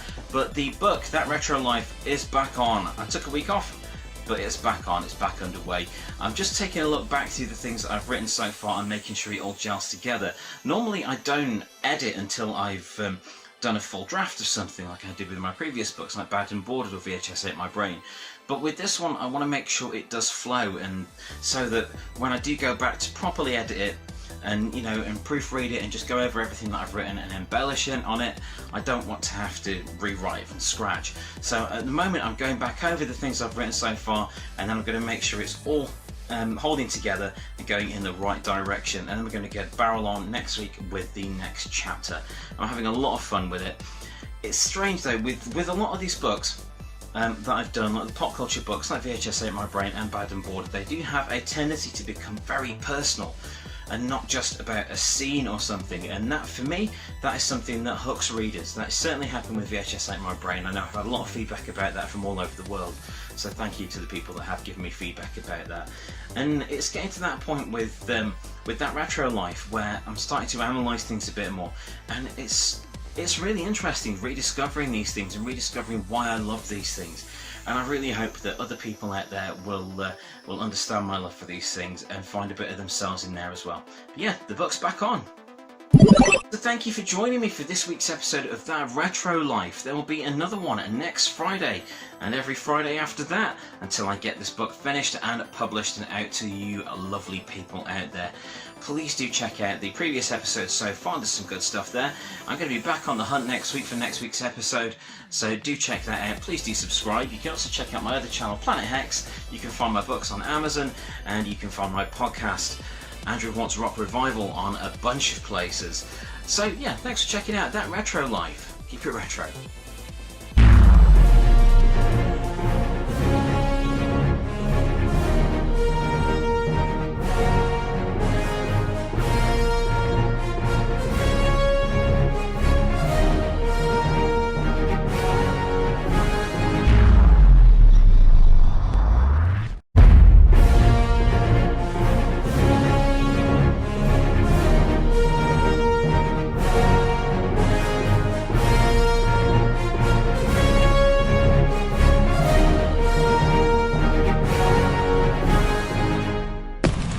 Hi, welcome to That Retro Life. I'm Andrew Hawnt. This is the show where we talk about that retro life that so many of us are living and how we connect to the things that made us who we are.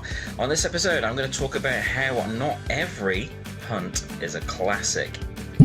So, I did miss an episode last week, so I'm really sorry about that. That was due to unforeseen circumstances, which I couldn't help. I am sorry about that, but we're back on track now with a new episode. So, for the last couple of weeks, I have been hunting a lot, and you know what? I've not really found anything, and that's a real shame. But believe me, I've been out there, I've been trying to find cool things that I haven't seen everywhere else, and I'm trying not to just rely on eBay. I will take a look on eBay later on in this episode to see what's going on, because there's just been nothing around.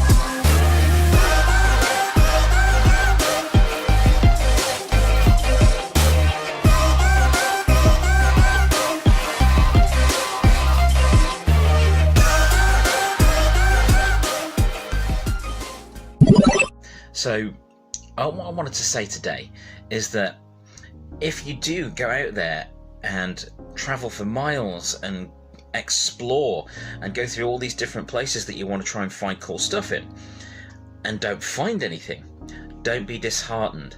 That's all part of the journey, and that's all part of the retro hunting experience in this strange hobby that really does rely on chance in many cases. So if you're going to go hunting in the wild, don't expect to find something incredible. You may find a few things, you may find something amazing, you may not find anything. One thing that you could do is widen your remit. If you're just looking for video games, then you could also look for video game peripherals or video game merchandise, and that widens the chances of coming across something in the wild. Same with like comic books. If you like comic books, look out for comic related things, action figures, board games, t-shirts, posters, movie soundtracks, anything like that. Yeah, don't get disheartened. Don't feel let down if you've gone a long way. You still had a nice day out. You still had a good trip out somewhere that you don't go very often. And you've got to really appreciate the journey aspect of it. Because when you do find the good stuff then, it's really going to be an amazing feeling. Hunting in the wild may have been a bust, but let's see what we can find on eBay just to see if there's anything cool this week. For a simple search this week, I've put on a 90s toy bundle, and I've got it set to lowest price in P&P, so let's see what we've got here. First one actually looks quite interesting if you're into your 90s nostalgia, so I'll open that up in another tab, and let's see what's in this second one as well. Gladiators, Chicken Run. So I've just put, 90s toy bundle. And this is what's coming up today. So vintage Disney figures. For Disney fans in your life, that's only £8 for that whole batch, so that's pretty good. Looney Tunes and Animaniacs toy bundle. Those look like McDonald's toys, maybe? Bundle of mixed old 80s and 90s children's soft toys. Those are frightening. Job lot of weapons, bundles, McDonald's toys. Hercules ones. Vintage Action Man bundle. Toy Plastic Soldiers bundle. Wow, that Happy Meal bundle looks awesome for £10. Happy Meal toys, I do miss Happy Meal toys. I know why they've gone away. Monster in my pocket, awesome. I know why they've gone the way of the dinosaurs, but they were cool and they were something to really look forward to. I've still got a couple. I've got the robot hamburger from the Changeables range, and I've also got the Knuckles Sonic the Hedgehog sports game that came out as well. I went and bought that one after I saw it on the Gebs 24 channel. Marvellous channel. There's not much coming up here in terms of interesting looking bundles at all. I'm a bit surprised, to be honest. Oh, there's one of the changeables there I can show you as an example, and we'll have a look at this one. Okay, let's see what we've got open here. So this first one with McDonald's toys in it. You see, we've got some nice characters there with Daffy, Bugs, another Daffy, two Luigis. The Sonic's bust. The Sonic's missing a hand, otherwise that would have been quite a cool little bit of 90s nostalgia there. Let's check this next one out. I'm curious about this. Okay, so this says 90s toy bundle. I'm not sure that is 90s. Really not sure that is 90s at all. My son's got that figure. I think that's from Power Rangers or something. I don't believe it's from the 90s. I don't even know what any of those are. Disappointed in myself. So this one looks cool. This one looks like a big bundle of proper full-on 90s nostalgia. This is definitely worth $9.99. I guarantee you this is a good buy for any fan. Let's have a look at the big picture here. So there's some Disney things there. There's some, I see one changeable there, like the Big Mac changeable. I see a muscle figure in there. I think there's a muscle figure. There's some Sesame Street things there. There's some Disney things. That's a cool lot. There's Dr. Robotnik at the front there. Tony the Tiger from Frosties. Okay. But that, I could see someone really enjoying that. That would make a really nice display piece, that one. That's a good lot, that one. Check that out. So, vintage 80s and 90s toy bundle. Pikachu, Care Bear, Trolls, Ghostbusters. Let's see what we've got here. So, a troll, a lion. Where's the Ghostbusters thing? That's from He-Man. It's missing the outside of his body. Finger skates. Is that Extreme Ghostbusters? Yeah, that's an Extreme Ghostbusters accessory. Very chunky Pikachu. a Hot Wheels car, a Tasmanian Devil, and a broken Stinkor. Lovely. Don't think I'd be getting that for a tenner. This one looks interesting because we've got a Star Wars toy still bagged there. We've got all of the changeables. I love those things. Those were so clever. We've got an Star Trek Enterprise Hot Wheels toy. Let's take a look at this. One more. See, there's value to be found in a lot of these, but again, nothing earth-shattering today, and it's a shame. But yeah, not every day is going to be the best day when you're out hunting. Oh well. So what's going on with the book, That Retro Life? I've taken a week of that off, unfortunately, because it's been half term. We've been looking after the kids for a fortnight, and this past week it's just not been possible over the Easter holidays. But I will be getting back on that this week. It's in good shape at the moment.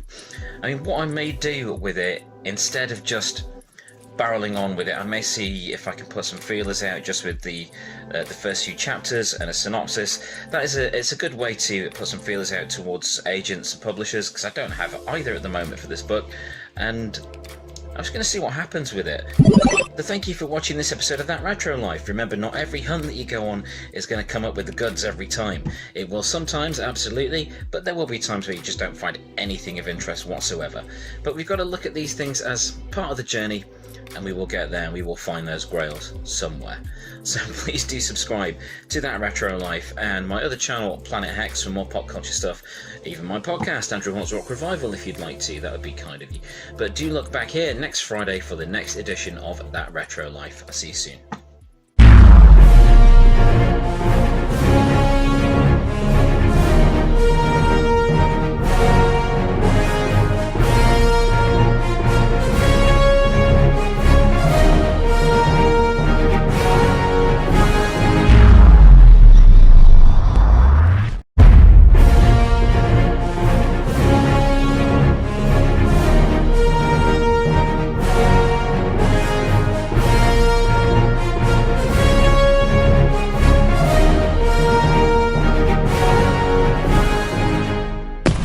Hi, welcome to That Retro Life. I'm Andrew Hawnt. This is a show where we talk about that retro life that so many of us are living and how we connect to the things that made us who we are.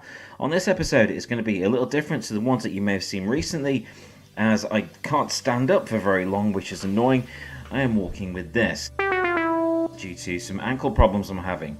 They are intermittent problems, so it will fade.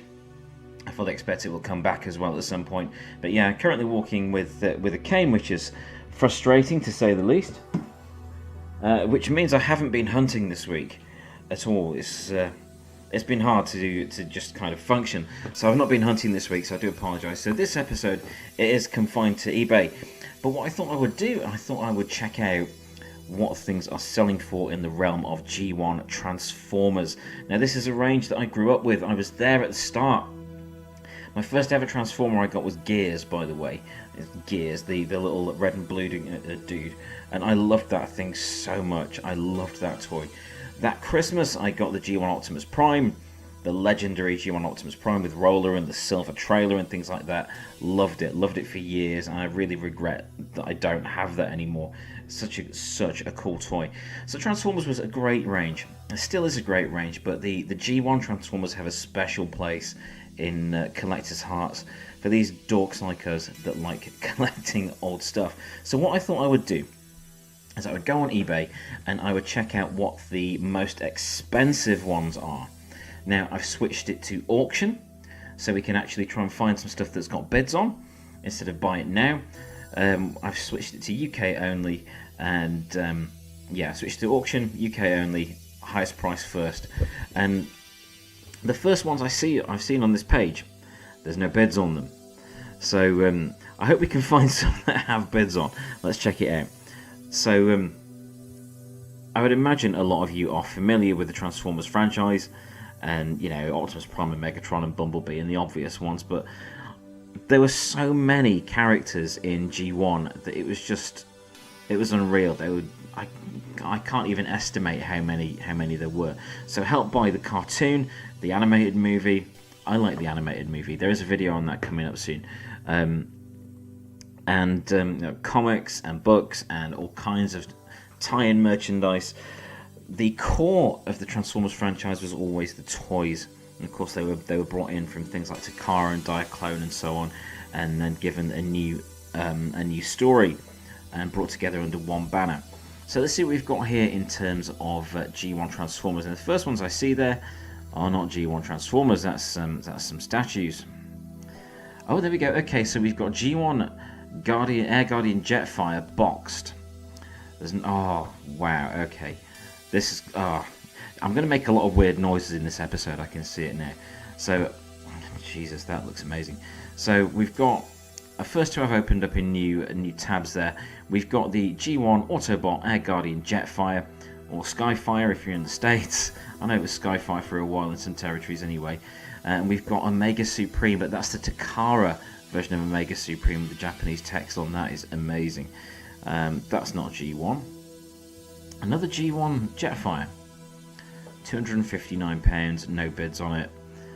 $399, no bids on that. Looks pretty minty, that one, to be honest. We shall have a look. £250 on the classic original Optimus Prime. I remember opening it Christmas '84. I remember opening that on I was 6, and my dad had got that for me and just blew me away. I got so much use out of it. So I've opened up the Prime there and the Scorponok, because Scorponok is my overall favourite Transformers toy. I had so much fun with Scorponok over the years. I kept it for a long time until well into adulthood. It had lost most of the accessories and stuff like that, but I still loved that thing dearly. And again, like with my VHS collection, most of which went on eBay, a lot of my the stuff I had held onto also went on eBay when I was in need of rent because of having a job that didn't pay me very well at the time. So what else have we got here? Let's have a look. I'm still not seeing anything with bids on. So we've got Bruticus there. There's all the combiners for Bruticus, £200. Vintage Megatron. Do you know, hot take, controversial opinion, I may be ostracised and cast out of the geek community for this, but I thought the Megatron toy from G1 was rubbish. It was terrible. It was ugly, it was impractical, and it just wasn't very good. I prefer it when Megatron became a tank in Transformers Generation 2. I said it, I prefer Megatron from Transformers Generation 2. G2 sucked, but I liked it. Oh, Superion gift set. I'm opening that bad boy up as well. The White Cliff Jumper. It's not Bumble Jumper, but that's I'll let him off for that. Transformers G1 Job Lot with Prime, and I see Sea Spray in there. And who else is there? I've got Red Alert. I see Gears in there and Beachcomber. That brings back a lot of memories. I'm going to open that one up. But I'm still yet to see anything with bids on. Skycrow G1 Masterpiece to Skywarp. That's not G1 Skywarp. That is much later. The Thundercracker Skywarp and Starscream were a lot more kind of static and chunky. See, vintage Thundercracker. I had that Thundercracker. I've got to open that up. Still not seeing anything with bids on. Okay, there we go. We've got one with 9 bids on. So we've got G1 Autobot Clones, Fastlane and Cloudraker, 100% complete. That's the... what were they called? I'm sure I had one called Tailspin, blue and white one. They would flip over. Is that the ones that would flip over? I'll go and have a look. G1 Prowl. That's not G1. That's from later in the line, so that is already while Transformers was still in its first incarnation. That's got the updated logo on it, so that's not the original G1 stuff.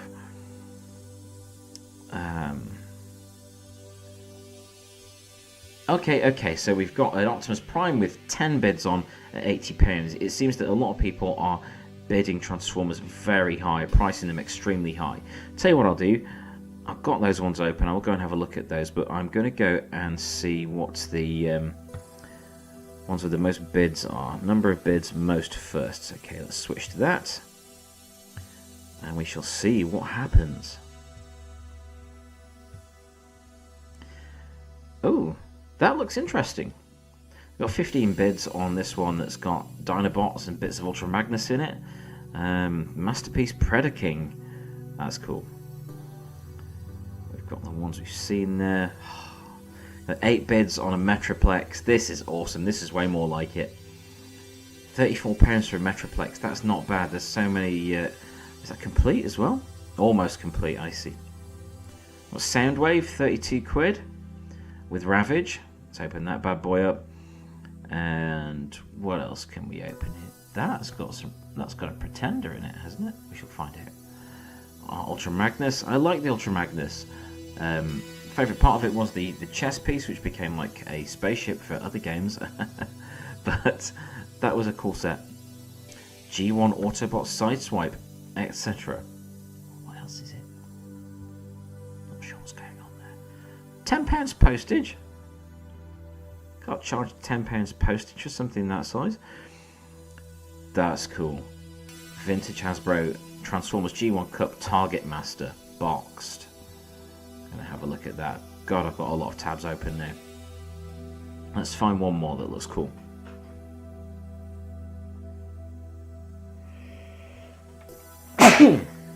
Excuse me. I'm going to leave that in just to show you that this is all recorded live. Mainly I'm going to leave it in because it means I don't have to edit it then. So we've got Transformers Pretenders Submarauder Original G1. I'm going to open that up because I thought the Pretenders were awesome. Another sneeze there. It's quality on here. Real sneezes. They're free of charge, by the way. You don't have to be a member of my Patreon to join to get the sneezes. I'm not charging for sneezes at all. Oh, okay. Here's the last one I will open up. Is the Grimlock. Okay, let's have a look at what we've got open here and get us through some of these. Check out some of these toys that we've found so far on here. So yeah, we've got Jetfire. This was a Valkyrie from Robotech. I think it was Robotech or Macross. It was Macross in one country and it was Robotech in America. That was it. It was Macross in Japan. That was nothing to do with Transformers, and this toy was nothing to do with Transformers either. That's why it's very differently made. Some parts of it were metal, some parts of it were plastic. It was just very different. It was essentially just repainted and had an Autobot insignia stuck on it. Of course, you remember in the lore, Jetfire began as a Decepticon and changed allegiance, but they wanted 400 quid for that, and I'm not surprised no one's bid on it, to be honest. This is awesome. This is Omega Supreme from Takara. Wow. Omega Supreme was one of the sets that I knew I would never get. It was just one of those that would be way too expensive for normal working class family to get hold of, but I always loved to see it in the comics. I did play with a few friends that had Omega Supreme. I remember that quite clearly, and yeah, it was. I remember it being quite sturdy. That may be my memory playing up on me. It may be extremely fragile, but I remember it being pretty cool. Let's have a look in the box. There it is. Wow, that's cool. Instructions. That's never been used or anything. Looking good. So I'm surprised to see that not a lot of these have had bids on. Mainly I opened Prime up there just because that is iconic.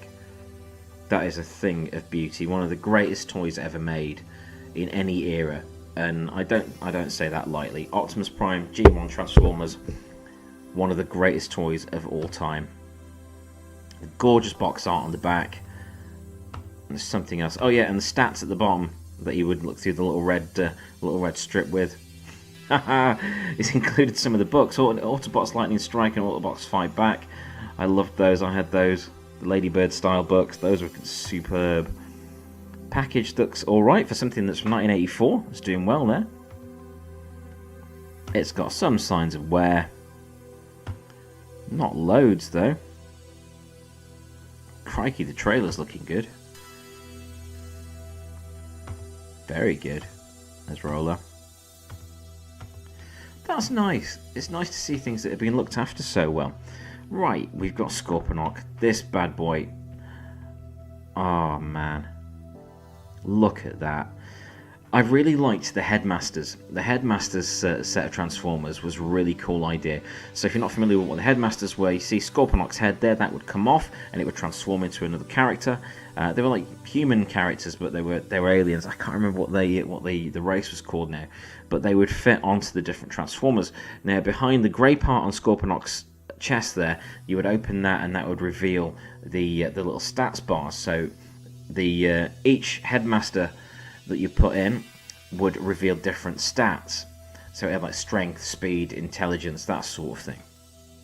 And there were like notches on the back of each Headmaster, the little Headmaster figures that would dictate what the figure would display when you put that in there. Scorponok was just glorious. There he is in Scorpion mode. Oh, the accessories there, that's glorious. Love it. Yep, there's the Headmaster transformed, and Scorponok's version of Roller, which was pretty cool in itself. Yeah, some wear there where the chrome's coming off, but that's fine. That is gorgeous. Is there a photo of it in city mode? Nope. That was the only thing that I didn't like about Scorponok was the base mode, because it just didn't look very good.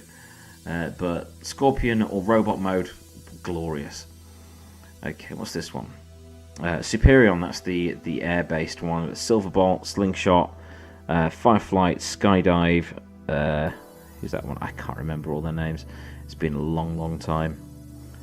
Air Raid, or something similar. Yes, but that was cool. The Combiners was another way that the Transformers got some longevity out of their first generation by having individual robots that could combine together into a larger one. You know, same things that you've seen with like Voltron and the Megazords in Power Rangers. But I think it was Transformers that really brought that over to the UK. That's cool. That's lovely. So that got all the instructions at the top as well. We've got some of the accessories. We've got various instructions and info sheets there. You've got the red. You've got the essential bit of flimsy red plastic, so you can look at these stats. Ultimate Battle. Oh, the sticker sheets. Even though the stickers have been taken off those, that looks awesome. That's a really nice little thing to include there. Okay, what else have we got here? We've got this job lot that just makes me happy. So I see gears and like Beachcomber, and sea spray. There's a bit of Jetfire there. Is that Ramjet or Dirge? We've got Optimus Prime, Inferno. I think it's Inferno. Lots of weapons down at the bottom. Now I recognise a lot of these weapons. I see one of Jazz's, two of Jazz's weapons, one of the missiles there. Who else is? There's a couple from the planes there. Oh, it makes me happy. Looking through bits of old plastic should not make a man in his 40s quite so excited. That sounded questionable. So, Ultra Magnus. Bit battered, the box, but it's from like 86. A handy battery for scale, I guess. Ultra Magnus is one of those characters that you either loved or hated, really. And I was always confused at why he came with a white Optimus Prime. That's basically what his chest piece was. It's a white Optimus Prime, which didn't really make any sense to me. Oh, that's got a different head on. That's got a different head on. The head there is all blue. Now that is not how Ultra Magnus looked as a toy originally. The horns at the side were like silver. He had a silver face. I think there was some red on the head as well. Let's have a look on the packaging. Yeah, if you look on the packaging there, you see they had silver face and the silver pipes at the side, so that's a weird one. I wonder if that's been replaced at some point. Who knows? The classic Thundercracker. Now, originally when I was a kid, I didn't have the full set of those. I never had Skywarp or Starscream, but I did have Thundercracker, and I loved it to bits. This was a bit flimsy. The wings and the fins on the side and stuff like that was a bit flimsy. But that looks pretty good. That's in pretty good nick. I love it. Couldn't really move the legs or anything with it. You can move the arms, but the legs were kind of static, which because how it was made. But it was the early 80s. They were doing their best, and they did a damn good job. So that's £89, and this has got 9 bids on it. Is this the ones that flipped over? Fastlane and Cloudbreaker. I honestly don't remember these. I may be mistaken there. So there's Fortress Maximus on the artwork. I don't remember these at all.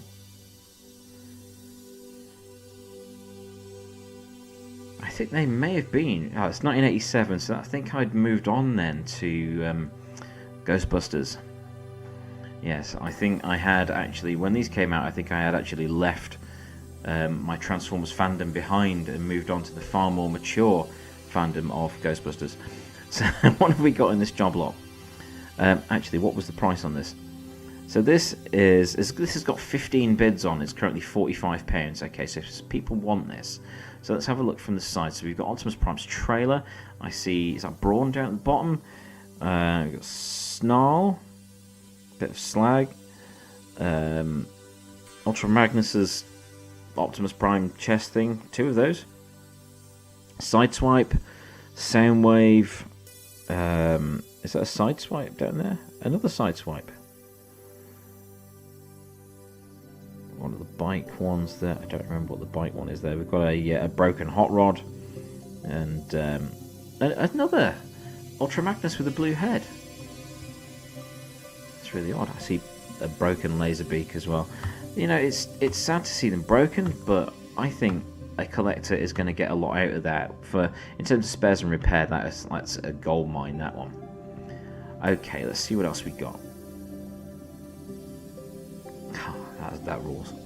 Metroplex, the big Autobot base with lots of blasters. What's that one going for? That's £34, 8 bids. That is a really, really good deal. Rare Vintage G1 Soundwave. Okay, let's have a look at you, mister. Why are your legs on sideways?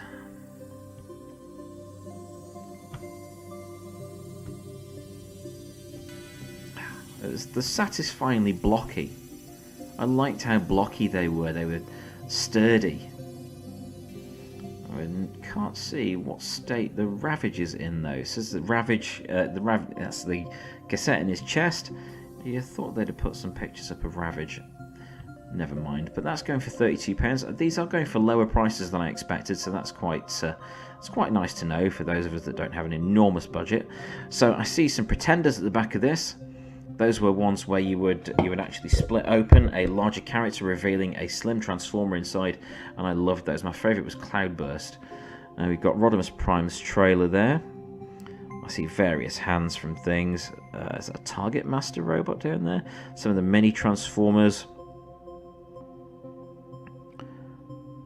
Not sure if there may be a part of a GoBot in there as well. That's some bits and bobs. That's Power Master Optimus Prime cab and head. Oh, there's the Power Master Optimus Prime body.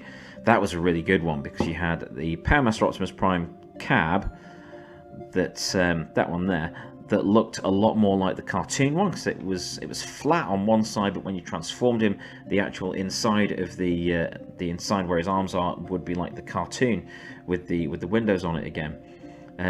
But when you added the trailer to it, it would transform into like a giant Optimus Prime. It was really cool. Yeah, I can totally see why that's 22 quid. That's a really good deal for those. So we've got G1 Autobot Sideswipe, etc. What's the etc? And that looks to be in really good condition. That's very good condition. Yeah, some of the stickers are worn, but the doors are still on. The windows intact. It's got it's got the gun for the shoulder. That rules. A shot of the person's car in the corner there.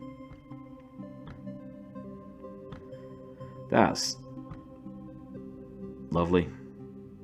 That is really, really nice. So I'm going to bid on that.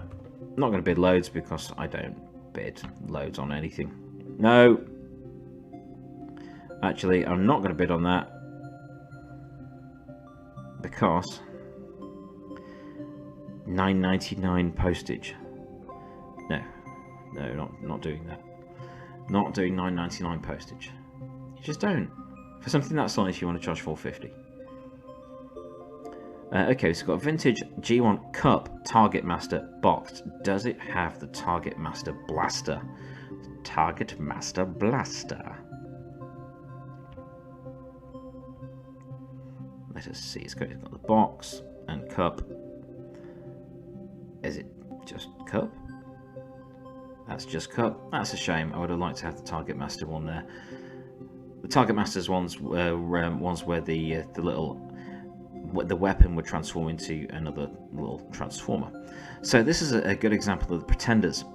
So this is Marauder. It's one of the later G1 Transformers. This is from like the back end of my involvement with it as a kid, just before I moved over to Ghostbusters, where they would split open and you could fit the extra one inside. But I really like the design. So the outer shell, you could move the arms. I think you could move the arms, but you couldn't move the legs, if I remember rightly. And they look kind of like oversized He-Man figures, whereas inside you got these marvelous slim transformers that would change it into quite interesting little vehicles. So pretty cool. Pretty cool. So we're going to finish up with a look at an icon from G1 Transformers, and that is the big guy. It's Grimlock. So the Dinobots were something different. Until the Dinobots, things like the Dinobots and Insecticons came along, it was just vehicles. It was cars and trucks and ambulances and planes, and for some reason Megatron was a bloody gun and rubbish. But the Dinobots, something that really set them apart from the rest of the range was that they had a uniform colour scheme. They were all silver and gold. And Grimlock, was the daddy. 1984. Ah, it's a shame. Grimlock is missing his bottom jaw. Otherwise, that would have been incredible. That is a shame. But yeah, Grimlock, a joy of a thing. So I am surprised that the G1 Transformers that have got bids on aren't going for more, to be honest, because they are becoming more and more scarce as the collector market continues to grow and intensify. These things are becoming a lot more scarce. You will never find these things in the wild now. You will find them at toy fairs, you can find them at comic conventions and such like, but you just won't find them in the wild at all. But you know, that's how these things go. Things become more and more niche and rarer, and the interest in them will go directly to the collectors that want to get the really vintage, high-end, original stuff. And I totally understand that, but I am surprised that not more of these things have been bid on. It's an interesting one. It's an interesting one. Regarding the book, no, sorry, I have no update on the book this week. I do apologise. Because of not being able to get around very well and walking with the cane and so on, I've been really, really exhausted. It really takes it out of me, unfortunately, but I will get back on the book as soon as I can. I'm still looking for somewhere for it to go. But I will keep you posted. I will keep you posted. So thank you for watching this rather different and rather longer episode of That Retro Life. I am sorry about that. It's been quite a long one this week, but I hope you've enjoyed hanging out with me and checking out some vintage G1 Transformers action over on eBay. Now, hopefully I'll be back up and about without the cane next week, and we can get back out and do some hunting. That would be awesome. But for now, thank you ever so much for watching this episode. Please do like and subscribe. Also check out my other channel, Planet Hex, and my podcast, Andrew Hawnt's Rock Revival, if you want to hang out with me more, because I like making stuff and I like hanging out with you. But here we're talking about G1 Transformers, and it's been a pleasure. Thanks for watching.